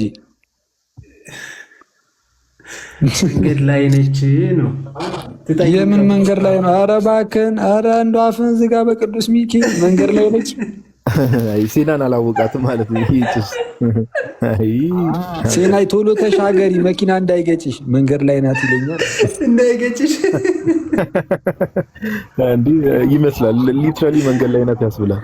ኧረ አንተ ከፊት ሆነ እጃን ይዛትና አስወጣት። አይ አቦካው በልቻው በቃ ሰላም እደሩ።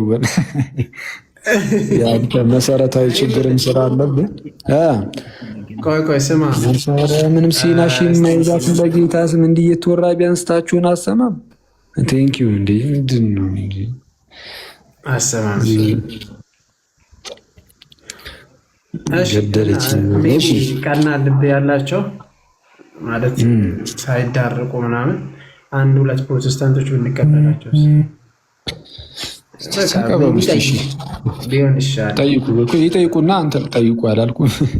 ይጠይቁና እሺ የተወሰነ መልሱላቸው። ሰላም በላቸውና እነ ብሬን እና ብሩሽ ወይስ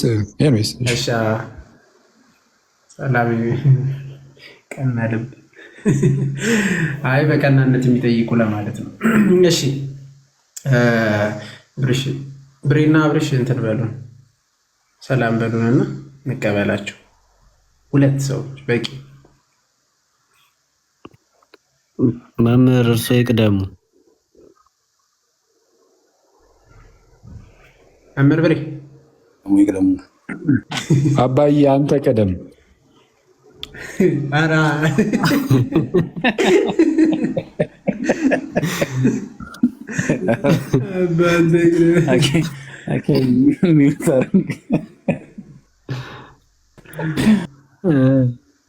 ይቅደሙ መምህር። ኧረ በወላዲተ አምላክ ለሰላምታ እሪ ትላላችሁ። ምንድን ነው አንተ እንጂ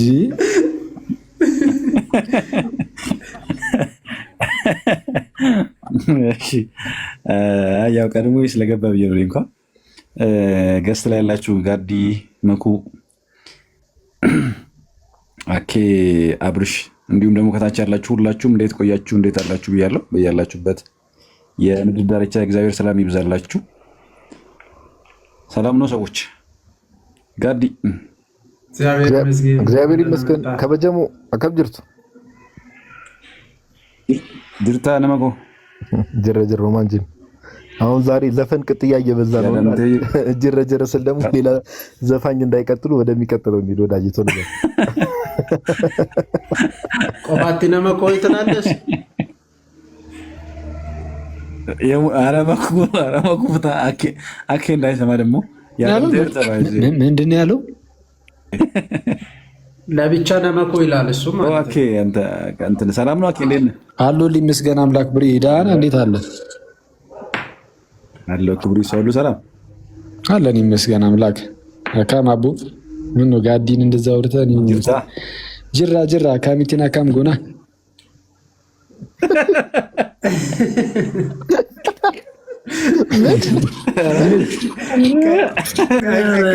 ከዘፈና ወሰደች ማለት ነው። የምን ዘፈን ነው? ኧረ ላሽ ሰውን አታበረታቱ። እዚህ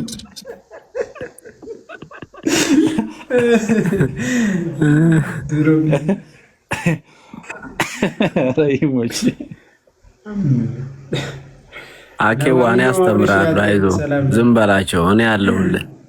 እነሱ ኧረ ደስ ይለኛል። በእናትህ ምንም የሰው መላገጫ ወይም ማላገጫ ሆኜ ቀረሁኝ እኮ። ሰላም ብያለሁ ሁላችሁንም ጋይስ። መምህር ብሬ ይቅር በሉኝ እሺ። ቅድም ደውላለሁ ብዬ ትንሽ ጊዜ ሆኜ ደግሞ ረሳሁት። ኧረ ቀኑና የነሳ ነገር ይሰጣል። አዎ እንደዛ ይሻለኛል። በሉ ጋይስ ሂዱ፣ ቀጥሉ። ሰዓቱም እየሄደ ስለሆነ ተቀበሉ ሰው። እሺ እንኳን ደህና መጣችሁ ሁለታችሁም፣ ሰላም ብለናችኋል። እሺ ፕላንት ኦርቶዶክስ ነኝ። ለብሬ ደውዬለት ነበር አንድ ቀን። አዎ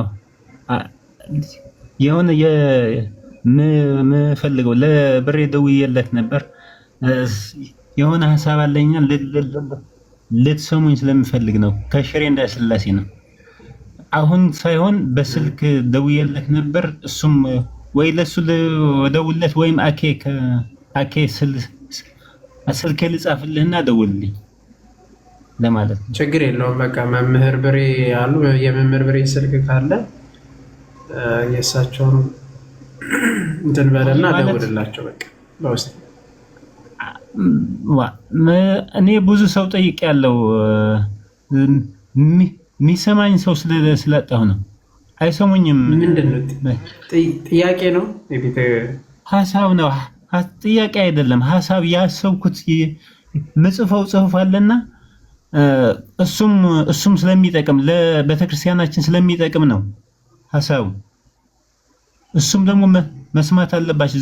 ዝም ብዬ እዛ ከተናገርኩት ላይቭ ላይ ከተናገርኩት ስህተት ከሆነ ልክ ስለማይመጣ ነው። እዛ መናገር ጥሩ ስላልሆነ ነው። እንትን ማድረጉ ይሻላል።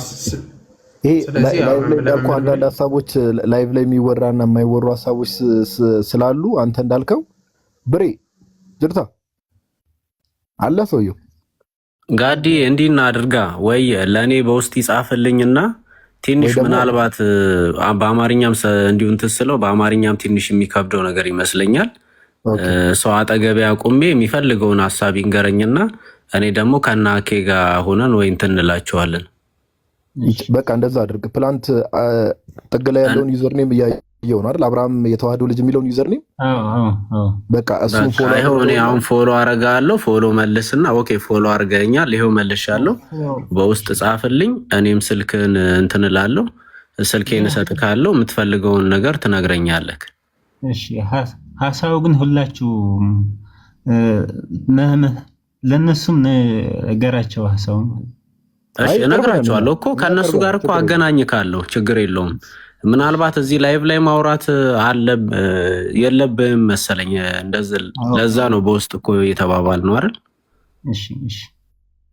እሺ ወንድማችን በርታ ወንድማችን። እግዚአብሔር በነገር ሁሉ ከእናንተ ጋር ይሁን፣ ካንተ ጋር ይሁን። ቀጥላኪ ማይከሩን አርገና አሜን አሜን። አይ በቃ መኩታው ምንድን ነው? አንጨርስም? አይበቃንም? ወንድሞች እናቶች እንግዲህ ከገቡ ድንገት እንቀበላቸው ማለት ማረፍ ፈልገህ እኮ ፕሮቴስት እኛ አንተ ሆን ነው የምትለኝ ወይ? ምንድን ነው የምትለኝ? መዝሙር ምናምን እንሰማለን ጭራሽ ገና የዝማሬ አይላፋትን እያንዳንዱ ነው የምንዘምረው። አንተ ደግሞ ልምምድ አለ።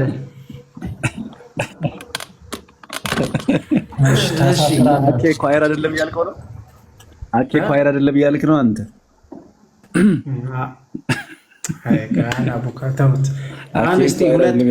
በቃ ቻው። መልካም አዳር። አንተ ባለበት አንድ ይግቡና ይጠይቁ። ለአንዱ ለሱ አንተ ልጁን ለምን እንደምታስደንቀው? ቆይ እንዴ አንተ ባለህበት ይሏል እንዴ? ምንድነው እንዴ? አልገባኝም። አኬ ምንድነው? ሌላ ነገር አለ ማናቀው? ምን አውቄ ታፈት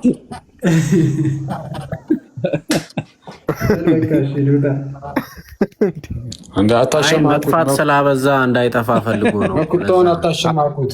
አይ መኩ ግን ይመስለኛል አኬ ኤቲሱ ልጅ እንዳይመጣ ብሎ መሰለኝ ሳስበው። ደፋሩ ወጣ በኋላ እንዳይመጣ ካሁን በኋላ እኮ በሀሳብ አይደለም ልጁ የሚመጣ። ተው እሺ እንቀጥል።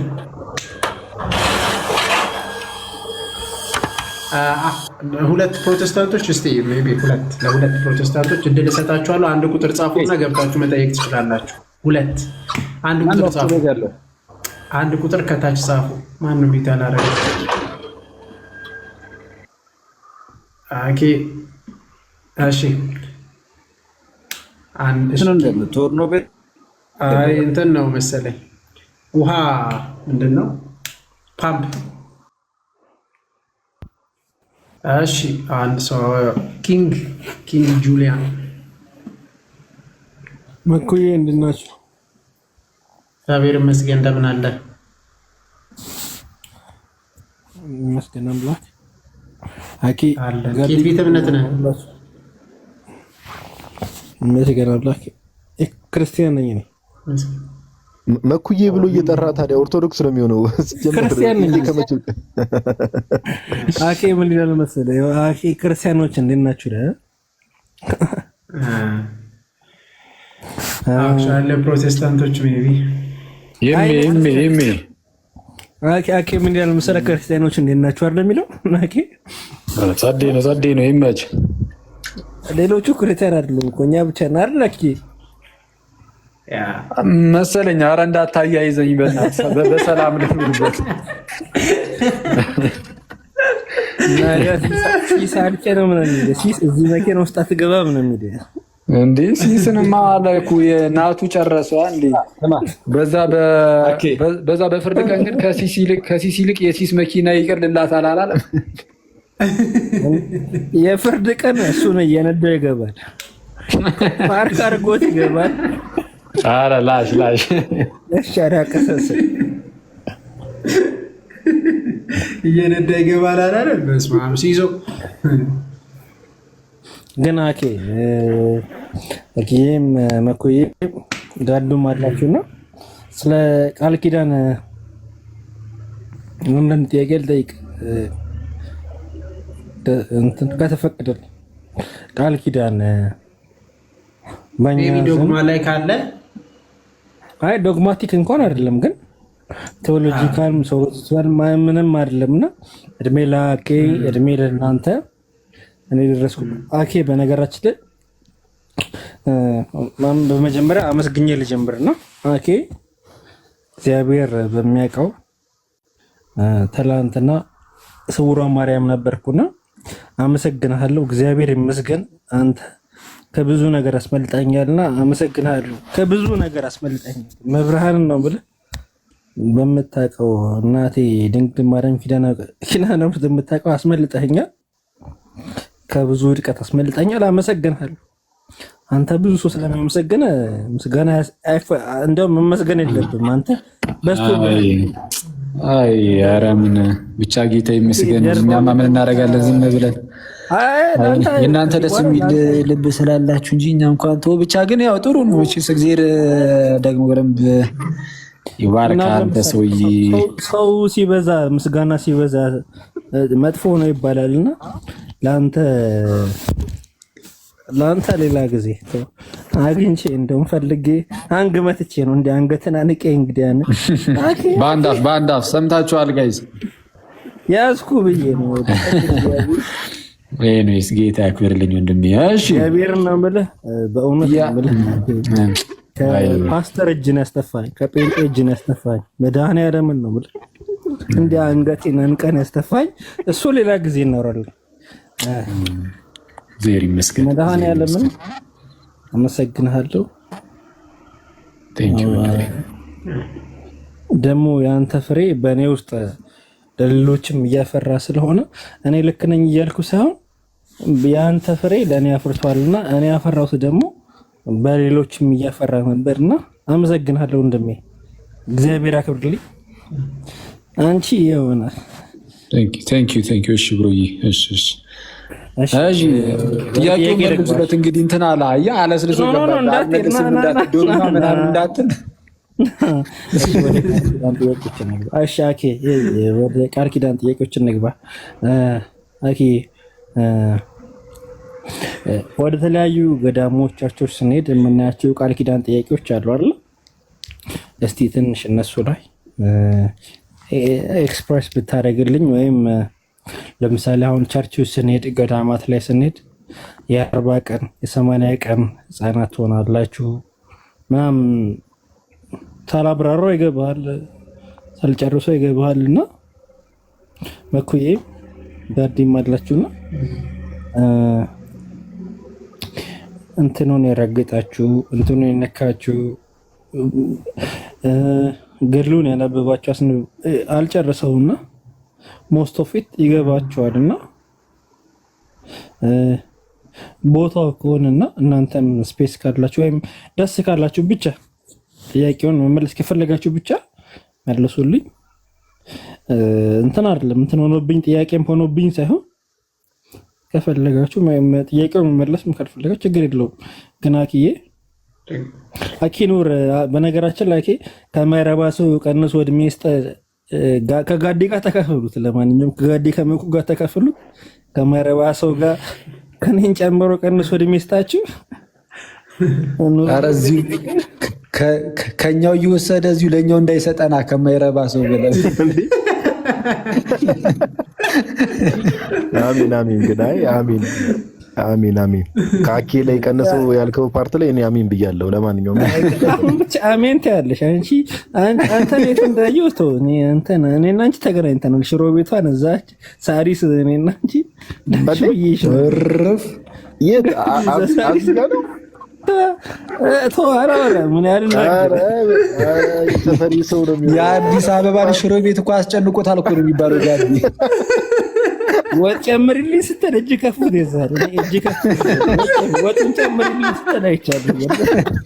አዝቧል። ጀግና ድንች ወጥ በልቶ መጨረሻ ላይ ወጥ ጭማሪ ብሎ ድንች እኮ የለውም ብሎ ሲከራከር ጭማሪ ላይ ለምን እንጂ እንጀራውን ቆልቆት ላይ ወጥ ጨምርልኝ ስል እጅ ከፉ ይዛሉ። ያለቀ እንጀራ ላይ ወጥ ጨምር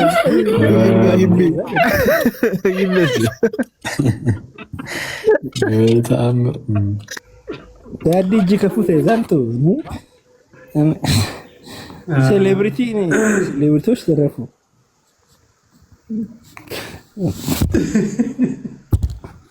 እሺ ለማንኛውም መምህር ብሬ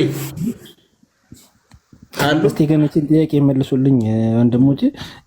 ቃል ኪዳኖች ጋዲ ያስ እንዴት እንትን የተወሰነ እንትን ይበሉና ያው አክቹዋሊ ዶግማቲክ እንዳልሆነ እናውቃለን። ያው ከጅምሩም ጥያቄም ስትጠይቅም እንደዛ ስላል ኦብቪየስሊ ይታወቃል ዶግማችን ምን እንደሆነ። ትምህርታችን መሰረታዊ የቤተክርስቲያን አስተምህሮ የምንለው ቤተክርስቲያን ውስጥ 5 አዕማደ ምስጢራት ቤተክርስቲያንን ማወቅ ማመንና ተቀብሎ መጠመቅ ቤተክርስቲያን ውስጥ በሰባቱ ምስጢራት ቤተክርስቲያን ደግሞ መኖር እንደሆነ እናውቃለን። ታዲያ ቃል ኪዳኖች አሉ። እነሱ ደግሞ እንዴት ይታያሉ ለሚለውና ያ ቃል ኪዳን ስለማን ነው የሚለውን እስቲ መምህር ብሬ ይሄዱበትና የተወሰነ ከዛ ሜቢ በቃ እናጠቃል መሰለኝ። ፕሮቴስታንቶችም አይገቡም። ቀጥሉ መምህር ጋዲ። ኦኬ እሺ። ምናልባት እንግዲህ ከቃል ኪዳን አንጻር የመጀመሪያው ነገር የቅዱሳን ምልጃም ቢሆን የቅዱሳን ቃል ኪዳንም ቢሆን በክርስቶስ ላለ ሰው ነው የሚሰራው፣ ደግሞ በክርስቶስ ላለ ሰው ነው የሚያገለግለው የሚያግዘው ማለት ነው። ስለዚህ በብሉይ ኪዳኑ ለምሳሌ እስከ 1000 ትውልድ እያለ እግዚአብሔር ቃል ሲገባ ደግሞ ቃል ኪዳን ሲሰጠና ያለን በቀደመውም ዘመን ማለት ነው። ስለዚህ አሁን በሐዲስ ኪዳን ባለ ነው ወይ ደግሞ በጌታችን በኢየሱስ ክርስቶስ በማመን በኩል የዘላለምን ሕይወት አግኝተናል ብለን ምናምን ክርስቲያኖች የቃል ኪዳኖች ተብለው ሲጠሩ ምን እያልን ነው ከተባለ የመጀመሪያው እንግዲህ ሳቢ ቀድሶ ለመካን መካን ቀድሶ ለሰብ ነው። ደግሞ ሰው ቦታን ይቀድሳል፣ ቦታም ደግሞ ሰውን ይቀድሳል ነው። ስለዚህ ምን እያልን ነው? አሁን የሆነን ቦታ የረገጠ የሆነ ቦታ የሄደ ሰው ለምሳሌ በአንድ ቅዱስ ስም ያለ የተሰየመ ቦታ ላይ እዚያ ቦታ የሄደ ሰው ይሄን ያህል በረከት ወይ ደግሞ ይሄን ያህል ነገር ሊያገኝ ይችላል ተብሎ ሲነገር መጀመሪያ ያን ያገኛል ብለን የምንለው ምን አይነት ሰው ነው ከተባለ ክርስቲያን የሆነ ሰው ነው፣ ወይም በክርስቶስ ኢየሱስ አምኖ ልጅ የሆነ ሰው ወይንም በሚስጥራት በኩል ያንን የሚያድነውን ጸጋ ተካፋይ የሆነ ሰው ነው ያንን ምን ሊያገኝ የሚችለው። ያ በረከት በራሱ ደግሞ ወዴት የሚያግዝ ነው ከተባለ ወደዚያ ጸጋ እንድንደርስ ወይ ደግሞ በመንፈሳዊ ማንነት ውስጥ እንድናድግ ሊያግዝ የሚችል እንጂ ከክርስቶስ የተለየ ከክርስቶስ ይሄ የማዳን ስራ በተለየ መንገድ ሊያግዝ ሊሰራ የሚችል አይደለም። ለምሳሌ ቤት በምን መልኩ ነው መረዳት ያለብን? 40 ትውልድ ያስምራል ቢባል ለምሳሌ ሚል ብናነብ መጀመሪያ ላይ ልክ መኩም ሲያነሳ እንደነበረው አሁን ዶግማቲክ ትምህርት አይደለም፣ ዶግማቲክ ኢሹ አይደለም። እሱን ያልተቀበለ ሰው አይድንም ብለን አንልም። ምክንያቱም ለምሳሌ ብዙ ማናቃቸው ቅዱሳን አሉ።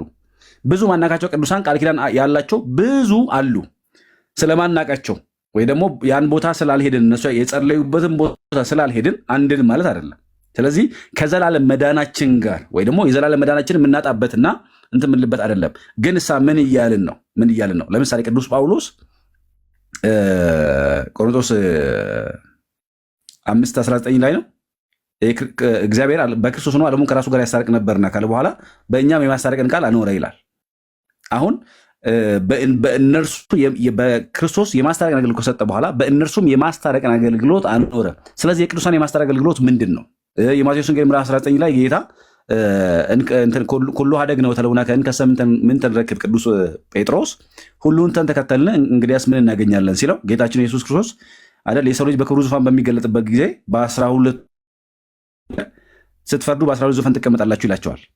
አሁን ልክ ለንግስተ ሳባም እንደዚሁ የፍርድን ስልጣን ይሰጣል። አሁን ለሙሴም የሚፈርድባችሁ ሙሴ ነው ይላል። ምን እያለ ነው ከተባለ በእነዚህ ቅዱሳን ትምህርት ያመነ ከፍርድ ነፃ ይሆናል። ምን ማለት ነው? እነዚህ ቅዱሳን ሰው በኢየሱስ ክርስቶስ በማመን ሚስጥራትን በመካፈል ወይም በመፈጸም በኩል የዘላለም ሕይወት እንደሚያገኝ አስተምረው በዚህም ኖረው የእግዚአብሔር መንግስት ወርሰዋል። የእነሱን ፈለግ የተከተለ የቅዱሳኑን መንገድ የተከተለ ምን ይሆናል? ወደዚህ እውነት ያድጋል፣ የዘላለምን መንግስት ወራሽ ይሆናል። ስለዚህ የእገሌ ቃል ወይ ደግሞ የሆነ ቦታ ስንሄድ ያ ቅዱስ ማንን ሰበከ? ክርስቶስን ሰበከ። ማንን ኖረ? ክርስቶስን ኖረ። ክርስቶስን የሰበከውን ስለ ክርስቶስ የኖረውን ከሚስጥራት ተካፋይ ሆኖ ያለፈው ያን ቅዱስ ቦታ ሄዶ ያን ቅዱስ ታሪክ የሰማ ሰው ምንድን ነው የሚችለው?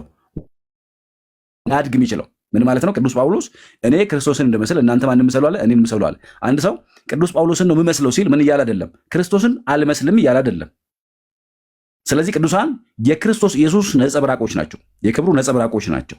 ስለዚህ ያንን ቦታ የሚረግጥ ሰው የዚያን ቅዱስ ታሪክ የሚሰማ ሰው ታሪኩ ያለው የቅዱሱ ታሪክ ያለው ከክርስቶስ የተነሳ ስለሆነ የቅዱሱ ቃል ኪዳን ያለው ከክርስቶስ የተነሳ ስለሆነ ያንን ያነበበ ያንን የተማረ ትውልድ ምን ይላል? ይማራል ወይ ምሕረት ያገኛል ወይ ደግሞ የተለየ ጸጋ ያገኛል። ያ ጸጋ ከምን የተነሳ ነው? ከክርስቶስ የተነሳ ነው። ከክርስቶስ የተነሳ ነው። ምክንያቱም ቅዱሳኑን ያንን ቅዱስ የሚያይ ያንን ቅዱስ የሚመለከት ሰው ወደዚያ ስለሚያድግ ለምሳሌ ትንቢተ ኢሳይያስ ምዕራፍ 56ም ላይ ካስታውሳችሁ ጌታችን ኢየሱስ አሜን እግዚአብሔር አስቀድሞ የገባው ቃል ኪዳን አለና እዚያ ላይ ምንድን ነው የሚለው? ቁጥር 4 ጀምሮ ሰንበታቴን ለሚጠብቁ የሚያሰኝ ነገር ለሚያደርጉ ጃንደረቦቼ እንዲህ ይላል እግዚአብሔር። ጃንደረባም ደረቅ ነኝ አይበል አይደል የሚለው? ይሄ መጻተኛም ወይም እንግዳ ጃንደረባም ደረቅ ነኝ አይበል ይላል። ምክንያቱም ደረቅ ዛፍ ነኝ አይበል፣ ምንም ትውልድ የለኝም ብሎ አይበል። እነዚህ አለ ሰንበታቴን ለሚጠብቁ ደስ የሚያሰኝ ነገር ለሚያደርጉ ቃል ኪዳኔን ለሚጠብቁ ይላል እግዚአብሔር። በቤቴና በቅጥሬ ውስጥ ከወንዶችና ከሴቶች ይልቅ የሚበልጥ ስምና መታሰቢያ ሰጣቸዋለሁ አለ። ያውም በቤቴና በቅጥሬ ስምና መታሰቢያ ያውም ለዘላለም የማይጠፋ ስምና መታሰቢያ ሰጣቸዋለሁ አለ። በምን? በእግዚአብሔር ቤት በእግዚአብሔር ደጅ። ስለዚህ የሆነ ቦታ ስንሄድ ያ ደጅ የማን ነው? እግዚአብሔር ደጅ ነው። ያ ቤት የማን ነው? እግዚአብሔር ቤት ነው። በዚያ ቤት እንዲታሰብ ስልጣን ማን ሰጠው? ለዚያ ቅዱስ እግዚአብሔር ሰጠ። ስለዚህ ያን ቅዱስ ስናስብ ለዚያ ቅዱስ ከመጀመሪያው ስልጣኑ የሰጠው እግዚአብሔር ስለሆነ ያንን ቅዱስ የተቀበለ ያንን ቅዱስ ያሰበ ሰው እግዚአብሔርን አለማሰብ አይ። ስለዚህ በእግዚአብሔር የሚያምን እግዚአብሔርን የሚቀበል ሰው ወደ እግዚአብሔር መንግስት ይገባል። ምክንያቱም እናንተን የሚቀበል እኔን ይቀበላል ብለዋል። ክርስቶስን የተቀበለ ሰው ቅዱሳኑን የተቀበለ ሰው ክርስቶስን አለመቀበል አይችልም። ቅዱሳኑን ያወቅናቸው የተቀበልናቸው ከክርስቶስ ከባለቤቱ የተነሳ ስለሆነ ማለት ነው። ስለዚህ እነዚህን ቅዱሳን የሰጣቸውን ቃል ኪዳኖች ስናይ እነዚህ ቃል ኪዳኖች ይሄ መዝሙር ቅዱስ ዳዊት ኪዳነ ተካሄድኩ ምስለ ሕሩያኔ ከመወዳቸው ወይ ደግሞ ከመረጥኳቸው ጋር ቃል ኪዳንን አደረግኩ እንዳለ ከመረጣቸው ጋር ያደረገውን ቃል ኪዳን የሰጣቸውን በረከት የሰጣቸውን ቃል ኪዳን ስናምን ምን እያልን ነው? እነሱ ያመኑትን ለማመን እነሱ የኖሩትን ለመኖር በእነሱ መንገድ ለመመላለስ በእነሱ የህይወት ጉዞ ተመላልሰን መንግስት ለመውረስ ስለሆነ ያንን ትምህርት የተቀበለ ሰው ያንን መንገድ የተከተለ ሰው ምን አይልም? ከእግዚአብሔር ጽድቅ ወይም ከእግዚአብሔር መንግስት ምን አይልም? አይጎድልም ማለት። ስለዚህ በእነሱ መንገድ እንመላለስ ያ ጸጋ ይሰጥ። ያ ግን ትልቁ ነገር ትልቁ አጥር ምንድን ነው? እግዚአብሔር ለቅዱሳኑ የሰጠውን ክብር ማሳያ እግዚአብሔር ቅዱሳኑን ምን ያህል እንዳከበራቸው ምን ያህል ጸጋ እንደሰጣቸው ማሳያም ጭምር ነውና ግን ሚስጥራት ሳይፈጽም በክርስቶስ ኢየሱስ ሳያምን በነገራችን ላይ ሰው በክርስቶስ ኢየሱስ ሳያምን ቅዱስ ሥጋውን ክቡር ደሙን ሳይቀበል ወይ ደግሞ ሚስጥረ ጥምቀትን ሳይፈጽም የትኛውንም እነዚህ ሚስጥራት ሳይቀበል ሳያደርግና ክርስቶስን ሳያምን የትም ቦታ ሰው ቢመላለስ ቢዞር አይድንም፣ የዘላለም ሕይወት አያገኝም። እነዚህ የቅዱሳን ቃል ኪዳን ሁሉ ወደ ክርስቶስ ኢየሱስ የሚያሳድጉ እንጂ ከክርስቶስ ኢየሱስ የሚለዩ አይደሉም። ስለዚህ መጀመሪያው መሰረቱ አሚንሰ መሰረት ይእቲ እምነት መሰረት አይደል? በምን ማመን? በልጁ በኢየሱስ ክርስቶስ ማመን፣ ሚስጥራትን መፈጸም። እነዚህ ቃል ኪዳኖች አጋዦች ናቸው ማለት ነው። ስለዚህ በዚህ መንገድ ነው የምንረዳቸው። ግን እያንዳንዱ ቅዱስ ነገር ልንተረጉም ልናይ እንችላለን በየፐርስፔክቲቭ ማለት ነው። በጥቅል ግን ሀሳብ እኔ ጋር ያለው ይሄ ነው። ነጋዲም ሞኬም ሄዱበት። በጣም አመሰግናለሁ። በክርስቶስ ስምና ከክርስቶስ ደም ውጭ ምንድንበት ነገር የለም። እሱ ነው ዮሐንስ 6 ስጋዬን የበላ የዘላለም ሕይወት አለው አለ እንጂ ሌላው ምንም የለም ነው። ይሄን የጠየቁት ለምንድን ነው መሰለህ ሞኬ? ተደጋግሞ በእኛም በውጭም የሚጠየቅ ነገር አለ። ለምሳሌ ጉዞ እንጓዛለን እንትን ቤተክርስቲያን የረገጠ እንትን ያለ እዚህ ቲክቶክ ላይ ታየዋለህ መሰለኝ። ይሄ ሁሉ በነገራችን ላይ በአንድም በሌላ ክርስቶስ ሥጋና ደም ውጪ ምንድንበት መንገድ ያለ ይመስል ሜቢ ከተረዳው በቃ ሁሉም በነገራችን ላይ የትኛውም የቅዱሳንም ቃል ኪዳንም የትኛውም ጸሎታቸው ወዴት ማድረስ ነው? ወደ ክርስቶስ ሥጋውና ደሙ በዛ ህይወት ውስጥ እንድንመላለስ የሚያደርገ ነው። በዛ ውስጥ ማለትም እነሱ ምን መስሎ ነው የሄዱት? ክርስቶስን መስሎ ነው የሞቱትም ያረፉትም የሄዱትም ጻድቃን የምንላቸው ክርስቶስን የመምሰል ህይወት ውስጥ ነው። ስለዚህ በእነሱ በረከት ወይም ደግሞ ቃል ኪዳን እንበል ወይም በረከትም እንበል በየትኛው ቢሆን መዳረሻው መጨረሻው ማጋ ነው ከተባለ ክርስቶስ ጋር በሥጋውና በደሙ መታተማችን በቃ አዘይንድ በዛ መዳናችን ነው። ሁሉም ወደዛ የሚመራን ነው እንጂ እንዲያው የቅዱሳን ቃል ኪዳን ለብቻ ለራሱ ቆሞ እንደዚህ ያደርጋል ወይ ያድናል ምናምን በፍጹም። ያውም ደግሞ ይህም ራሱ የተሰጠው ለማን ነው ከተባለ ኪንግ ለክርስቲያኖች ነው፣ ላመኑት ለቤተ ክርስቲያን ውስጥ ላሉት ነው። ያ ማለት በሥጋውና በደሙ አዘይንድ እንዲጸኑ አንድ ሰው ሥጋውና ደሙን ሲቀበል ንጹህ ነው የሚሆነው። ንጹህ እንደ 40 እና 80 ተብሎ ሲገለጥ በነገራችን ላይ በ40 እና በ80 አይደል ሕፃን የሚጠመቀው ንጹሃን ናቸው። በቃ ንጹህ ነው የሚሆነው። ልክ እንደዛው የጌታ የኢየሱስ ክርስቶስ ደም ከኃጢአት ሁሉ ያነጻል እንዳለ ቅዱስ ዮሐንስ አዘኢንድ በእነዚህ በቅዱሳን በረከት ታግዘን በጸሎታቸው ታግዘን ተረድተን ምን እናገኛለን ማለት ነው? የጌታ ሥጋና ደምን ተቀብለን ንጹህ እንሆናለን። ዕለት ዕለት ብንወድቅም እንነሳለን በሚለው ነው። አንድ ሰው አትልፋ ምናምን ይለኛል። አልገባኝ መስሎት ነው መሰለኝ። የቅዱሳን ቃል ኪዳን አንድ ልንገር፣ የቅዱሳን ቃል ኪዳን እኔን ያግዙኛል እንጂ ክርስቶስ ደም ውጭ አልድንም። ወንድም አትልፋ። የቅዱሳን ቃል ኪዳን እኔን ደካማውን እነሱ ክርስቶስ የተቀበሉትን እኔ ደካማውን ሥጋና ደሙን እንድቀበል የሚያድነኝን ሥጋና ደሙን የክርስቶስ ሥጋን የክርስቶስ ደሙን የዘላለም ሕይወት የሚሰጠኝን ያግዙኛል እንጂ ቅዱሳን ቃል ኪዳን ቅድስት ድንግል ማርያም አታድነኝም። እኔ የሚያድነኝ የሞተልኝ በቀራንዮ መስቀል የሞተልኝ ክርስቶስ ብቻ ነው። ማንም ቅዱስ ማንም የሚያድነኝ የለም። እሱ ብቻ ክርስቶስ በቀራንዮ መስቀል የሞተልኝ እሱ ነው ያዳነኝ። ለእኔ ብሎ ስጋውን ለእኔ ብሎ ደሙን የከፈለልኝ እሱ ብቻ ነው የሚያድነኝ። ያልገባ ታግ እያረከኝ የምታውቀው እኔ ኦርቶዶክስ ነኝ። የምድነው በደሙ የዳንኩትም በክርስቶስ ነው። እድናለሁ፣ የዳንኩም ሄዳለሁ። ቀን በቀን ደግሞ በሱ እድናለሁ። በወድቅም እነሳለሁ፣ እየወደኩም እነሳለሁ። ስጋው ደሙ ለእኔ የተከፈለው። ካልገባህ ደግሞ ና ቤተ ክርስቲያን ጠይቅ ወንድሜ። ታግ አታድርገኝ። ሶሪ መኩ ቀጥይ። ቃሉት ያሰማልን። አዘይንድ በነገራችን ላይ ቅዱሳን መላእክትም ጭምር መዳንን እንወርስ ዘንድ የሚያግዙ የሚላኩ መላእክት መናፍስት ናቸው። ይህ ተቀምጧል በመጽሐፍ ቅዱስ ላይ ቃል በቃል ማለት ነው። ጸሎታችን የሚያሳርጉልንም እብን ቅዱሳን መላእክት ተብሎ ተገልጿል። ቅዱሳን መላእክት በራእይ ዮሐንስ ምዕራፍ 8 ቁጥር 3 ላይ እናገኛለን። እንዲሁም ዕብራውያን ምዕራፍ 1 ቁጥር 14 ጀምረን ስናነብን የመዳናችን ውስጥ በጣም እንደሚያግዙን እንደሚረዱን መዳናችን እንደምንፈጽምበት ቃል በቃል ተቀምጧል። ያግዙናል፣ ይረዱናል። ይህን እናምናለን። በዚህ ውስጥ ደግሞ ቅዱሳን ደማቸውን ስለ ክርስቶስ ደማቸው ያፈሰሱት ደግሞ ጸሎታቸው፣ ልመናቸው ሁል ጊዜ ይረዳናል፣ ያግዘናል። ይሄ ሁሉ ግን መደምደሚያ ማን ነው ከተባለ ክርስቶስ። ከክርስቶስ ውጭ መደምደሚያም የለን። እነሱም ማዕከላቸውም ቅዱሳን የምንላቸው መላእክትንም የትኛውም ማዕከላቸው ማን ነው ከተባለ ክርስቶስ።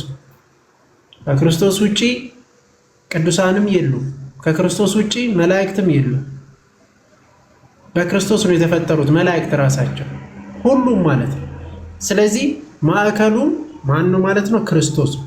ቅዱሳን ሁሉ ግን ስለ መዳናችን ይተጋሉ፣ እንድንድን ያግዙናል፣ ይረዱናል። መዳናችን ደግሞ እንድንፈጽም ይረዱናል፣ ያግዙናል። ቃል ኪዳናቸው ይረዳናል አሁንም ቢሆን ማለት ነው። እና እንደዛ ነው የምንረዳው። እንግዲህ ጋዲ ጨምር ነገር ካለ ጨምርና በዚህ ቢበቃ ተብሏል። በእርግጥ ትላልቅ መምህራንም ጭምር እነ ዲያቆን ብርሃኑ አድማሱ፣ እነ ዲያቆን ያረጋል አበጋዝ እና አባ ገብረ ኪዳን ጭምር ሁላ ነሳ ሳትገባ እንደው የሆነ ገዳም ሄደህ ስለረገጥ ኃጢአት ስርየት ታገኛለሁ ኦር ለኃጢአቴ ስርየት ታገኛለሁ ያልክ እንትን የምትል ከሆነ የመጃጃል ነው ብለው ሁላ በግልጽ ተናግሯል። በቃ ሰው እንደተባለው የቅዱሳኑ ቃል ኪዳን ለምሳሌ ሰዎች ቦታውን ሲረግጡ የስጋ ፈውስ ሊያገኙ ይችላሉ፣ ያገኛሉ። ከቅዱሳኑ በረከት ተሳታፊ ይሆናል። በዋናነት ግን ወደ ንስሐ እዛ ቦታ ላይ የሚሄዱ ሰዎች ወደ ንስሐ እንዲቀርቡ ከእግዚአብሔር ርቀው የነበሩ ሰዎች ከሆኑ ደግሞ በነዛ ቅዱሳን ምልጃ በቅዱሳኑ ቃል ኪዳን ማለት በእነርሱ ምልጃ ወደ ንስሐ እንዲቀርቡ ወደ እግዚአብሔር እንዲመለሱ ነው። በቃ ዋናው ነገር ይሄ ነው። መረሳት የሌለበት ነገር ይሄ ነው እንጂ ሰው እንደው ንስሐ ሳይገባ ከቅዱስ ቁርባን ሳይካፈል እንደው ዝም ብሎ እዚህ ገዳም ስለረገጥኩ ያለ ሁሌ ገዳም ቢዞር ይሄ እንደው መቀለድ ነው የሚሆነው። መቀለድና የሚሆነው የቤተክርስቲያን ሰዋንም ትምህርት ያላገናዘበ ነው የሚሆነውና እግዚአብሔር ደግሞ እንደው ልብን የሚያይ አምላክ ነውና ከእግዚአብሔር ጋር እንደው ትዝብት ውስጥ እንዳንገባ ጥንቃቄ ይፈልጋልና ትላልቅ የሚባሉ የቤተክርስቲያን መምህራን ብዙ ጊዜ ተጠይቀው ብዙ ጊዜ መልስ የሰጡበት ጉዳይ ስለሆነ አሁን ቅርብ ሰሞኑን ራሱ within the last 2 days የዲያቆን ብርሃኑ አድማሱን እየተመለከትኩ ነበረ። መልስ የሰጡበት መኩ እሱ ቪዲዮ አይተው ከሆነ ዲያቆን ብርሃኑ አድማሱ በግልጽ አስቀምጦታል። በቃ